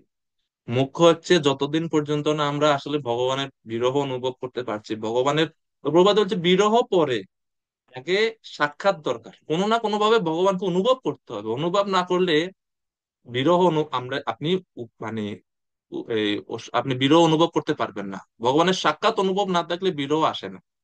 যেরকম আহ যেমন আমি যদি বলি যে কার কথা বলছি, রত্নধারী নিতাই প্রভু, যদি আমি বলি যে আহ প্রভু, আপনার কাছে আহ, আপনি মনে করেন অনেক ধন সম্পদের মালিক।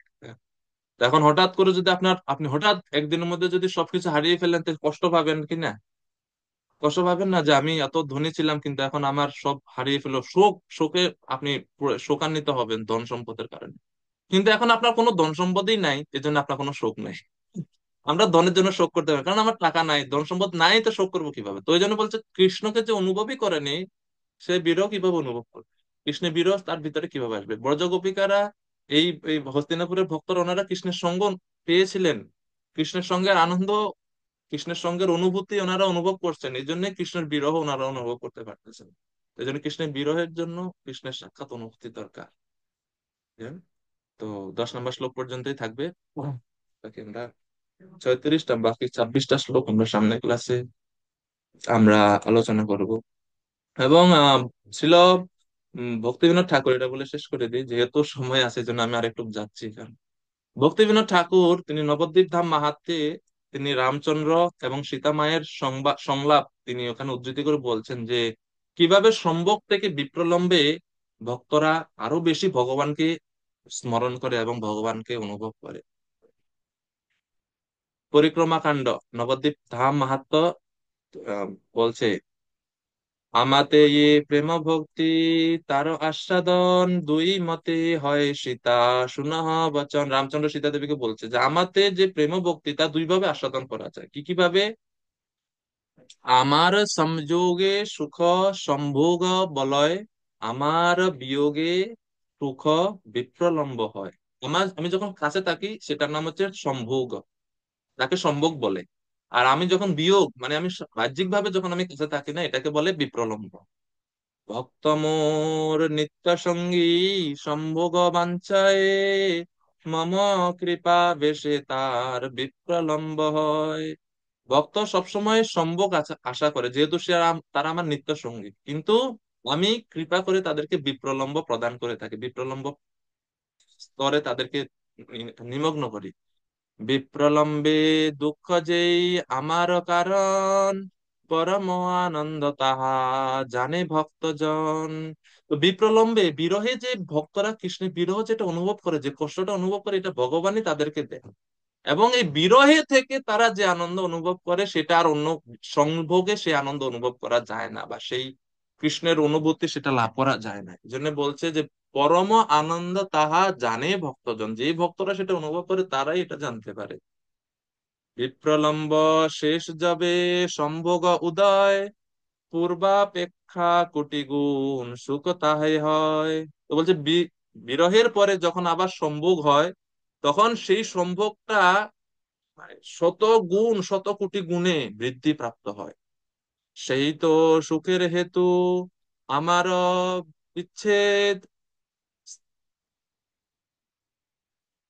ত্রিক করহ তুমি বলে চারি বেদ। তো বলছে যে এই যে আহ বিপ্রলম্ব ভাব, এটা হচ্ছে সবচেয়ে বেশি সাধনীয় ভক্তদের। সেই তো সুখের হেতু আমারও বিচ্ছেদ। তো ভক্তরা আরো বেশি সুখ অনুভব করে আমার বিচ্ছেদের পরে। বিচ্ছেদে কষ্ট আছে, আবার সুখও আছে। কারণ বিচ্ছেদের পরে যে সম্ভোগ, এটা আরো বেশি সুখ প্রদান করে, পূর্বের সম্ভোগ থেকে এটা আরো বেশি সুখ প্রদান করে। এজন্য ভগবান আহ ভক্তদেরকে বিচ্ছেদ অবস্থায় ভগবান রাখেন। ঠিক এইভাবে আহ এই বিচ্ছেদের মানে বিরহ অবস্থায় মানে ব্রজবাসীদের কি অবস্থা হয়, আমাদের আচার্যরা বিরহ এই বিভিন্ন আচার্যরাও এই বিরহ অবস্থার কথা ব্যাখ্যা করছেন, যে কৃষ্ণের বিরহে, ভগবানের বিরহে তাদের উক্তি বিভিন্ন শাস্ত্রে আছে। যেমন রঘুনাথ দাস গোস্বামী তিনি স্তবাবলী গ্রন্থে বলছেন, শূন্যায়িতে মহাগোষ্ঠম গিরীন্দ্র জগরায়তে ব্যাঘ্র তুণ্ডায়তে কুণ্ডম জীবাতুরহিতস্য মে। যখন রঘুনাথ দাস গোস্বামী বৃন্দাবনে আসছেন, রূপ গোস্বামী, সনাতন গোস্বামী, জীব গোস্বামী, ওনাদের সঙ্গ যখন উনি হারিয়ে ফেললেন, এই ওনাদের সঙ্গের বিরহে, সঙ্গ বিরহে ওনার মনোভাব উনি বলছেন যে আপনাদের আশ্রয়, আপনাদের আপনাদের আপনারা হচ্ছে আমার জীবিতম তুমে, জীবিত রহিতস্য মে, আপনাদের কারণে আমার জীবন ধারণ, আপনারা আমাকে ছেড়ে চলে গেলেন, আপনাদের ছাড়া শূন্যাইতে মহাগোষ্ঠম, এই মহাগোষ্ঠ ব্রজভূমি এটা খালি শূন্য শূন্য মনে হচ্ছে। গিরীন্দ্র অজগার, এই বিশাল গোবর্ধন পর্বত আমার কাছে অজগরের মতো মনে হচ্ছে, মনে হচ্ছে গোবর্ধন আমাকে খেয়ে ফেলবে। যে গোবর্ধন আনন্দের উৎস ছিল পূর্বে, সেই গোবর্ধনই ওনার কাছে এখন অজগরের মতো মনে হচ্ছে। এবং রাধাকুণ্ড, শ্যামকুণ্ড, সেগুলো আমার কাছে এখন ব্যাঘ্র তুণ্ডায়তে কুণ্ডম, মানে হিংস্র পশু যেরকম, বাঘ যেরকম হা করে অগ্রসর হয় সেরকম মনে হচ্ছে, ভয়ানক মনে হচ্ছে আমার কাছে, কারণ আপনারা নাই, এরকম ভাবে করছেন। শ্রীমতী রাধারানী একবার বিরহ কাতর অবস্থায় ব্রজে থেকে তিনি ওনার ভাব প্রকাশিত করছেন, এটা মানে অনেক সুন্দর। তিনি বলছেন যে এটা ললিত মাধব গ্রন্থে, রূপ গোস্বামী ললিত মাধব যে নাটক আছে এখানে বলছে, রাধারানীর আহ, বিরহ অবস্থায় বলছে, ভ্রাতর্বায় সমণ্ডলী মুকুট হে নিষ্ক্রম্য গোষ্ঠাদিতা। এটা কাক আকাশ দিয়ে উড়ে যাচ্ছিল, কাক উড়ে যাচ্ছে, রাধারানী কাকে দেখতে, দেখে বলতেছে, এই কাক, এ শুনো শুনো, এই যে ভাই, ভ্রাত, এ ভাই আমার, ভ্রাত বায়স, বায়স মানে হচ্ছে কাক, তৎ বায়সম তীর্থম উশন্তি মানসা নয়ত্র হংসা নিরবন্ত শিক্ষায়। রাধারানী বলছে, এ ভাই আমার কাক, বাইরে এদু শোন, আমার কথা শুন। বলছে, কারণ কাক আসছে, এসে বলতেছে কি, মন্ডল মুকুট হে নিষ্ক্রম্য গোষ্ঠাদিত, তুমি কি মথুরার দিকে যাচ্ছ নাকি? তুমি কি মথুরার দিকে যাচ্ছ? হে কাক, হে আমার ভাই, আমার প্রিয় ভাই, তুমি কি মথুরা যাচ্ছ? যদি যাও তাহলে একটা কথা দয়া করে শুনো আমার। তো রাধারানী বলতেন, প্লিজ হিয়ার। কি বাপ, কি কথা বলেন? কাক বলছে, তো রাধারানী বলছে, সন্দেশম বদ বন্দনোত্তর বন্দনোত্তর মমম বৃন্দাটবি বৃন্দাটবিন্দ্রায়মে। বৃন্দাবনে, মথুরাতে তুমি যদি যাও, সেখানে তুমি একজন রাজাকে পাবে, যিনি হচ্ছেন মথুরা না, অর্থাৎ কৃষ্ণ। তুমি যে বৃন্দাবন মথুরার দিকে যাচ্ছ না, শুনো আমার একটা একটা একটা বার্তা, আমার একটা মেসেজ আছে, একটা কথা, একটা সন্দেশ আছে। সন্দেশম বদ, আমার একটা সন্দেশ, একটা কথা আছে, বার্তা আছে, চিঠি আছে, যেটা তুমি ওনাকে বলবে। কাকে বলবো? বৃন্দাটবি ইন্দ্রায়, যিনি বৃন্দাবনের ইন্দ্র, মানে বৃন্দাবনের রাজা, নটরাজ, বৃন্দাবন রাজ কৃষ্ণচন্দ্র, তাকে তুমি বলবে। কি বলবো? তো বলছে, দগ্ধুম প্রাণ পশুম শিখি বিরহ ভূ ইন্দ্রে মন্দং মদঙ্গালয়ে সান্দ্রম নাগর চন্দ্র বিন্দিরস বসদা স্বর্গলাবন্ধনম। বলছে, মথুরা নাথ, সেই বৃন্দাবনের যে রাজা আছে, তাকে গিয়ে তুমি বলবে, তাকে গিয়ে আগে প্রথমে প্রণাম করবে, প্রণাম করে আমার এই বার্তাটা তার কাছে দিবে। কি বলবে? তো বলছে, শুনো মন দিয়ে, কি বলি যথাযথভাবে তোমাকে বলতে হবে, উল্টাপাল্টা বলিও। কি বল? তো বলছে যে রাজাকে বলবে, যে জিজ্ঞেস করবে রাজাকে, যে একটা ঘর যদি আগুনে পুড়ে, আগুন, একটা ঘরে যদি আগুন লাগে, হ্যাঁ, এবং এই ঘরের মধ্যে যদি গৃহপালিত পশুরা থাকে, তাহলে গৃহকর্তার কি করা উচিত? ঘর, এই প্রথমে যদি ঘরে যদি আগুন লেগে যায়, তাহলে এই এই গৃহপালিত পশুদেরকে তার প্রথমে বের করা উচিত কি না? কি করা উচিত তার জিজ্ঞেস করবে। সে কাকে? এখন কাক জিজ্ঞেস করতেছে, গৃহ কি, গৃহ পশুই কি, আগুনই বা কি, কিছু তো আমি বুঝছি না। ব্যাখ্যা করতে পারতাম না তো, না বুঝলে উঠতে উঠতে যদি ভুলে যাই। তো বলছে, তাকে বলবে, রাজাকে বলবে যে আমার যে প্রাণবায়ু, এটা হচ্ছে প্রাণ পশু। এই প্রাণবায়ুটা দগ্ধুম প্রাণ পশুম, আমার এই প্রাণবায়ু, এটা হচ্ছে, আমার শরীর হচ্ছে একটা গৃহ, যেই গৃহে আগুন লাগছে, এবং এই আগুনের প্রভাবে আমার শরীরের যে প্রাণ পশু অর্থাৎ প্রাণবায়ুটা, মানে আত্মার কথা বলছে, প্রাণবায়ুটা এটা দগ্ধীভূত হচ্ছে। এবং এই ঘরের গৃহকর্তা কিন্তু মথুরা নাথ, বৃন্দাবন রাজ কৃষ্ণচন্দ্র। রাজা কেন আগুনও নিভাইতেছে না, আর এই গৃহ থেকে এই পশুটাকে বাইরও করতেছে না? কেন রাজা আগুন লাগিয়ে দিয়ে দরজা বন্ধ করে বৃন্দাবনে চলে গেছেন দ্বারকাতে? তিনি কেন এসে এই দরজাটা খুলে দিচ্ছে না? দরজাটা খুলে দিলে তো পশুগুলো বের হয়ে যেতে পারতো, আহ, ঘর পুড়ে যাক আগুনে, সমস্যা নাই, এইভাবে বলছে। তো বলছে আচ্ছা ঘরটা কি? বলছে ঘর হচ্ছে আমার এই এই দেহ। রাধারানী বলছে, এবং তাহলে আগুন করতে কে লাগছে আপনার শরীর? আপনার শরীরে তো আগুন নাই। তো বলছে যে আগুন তুমি দেখতে পারবে না হে মূর্খ কাক, এ আগুন হচ্ছে বিরহ অগ্নি।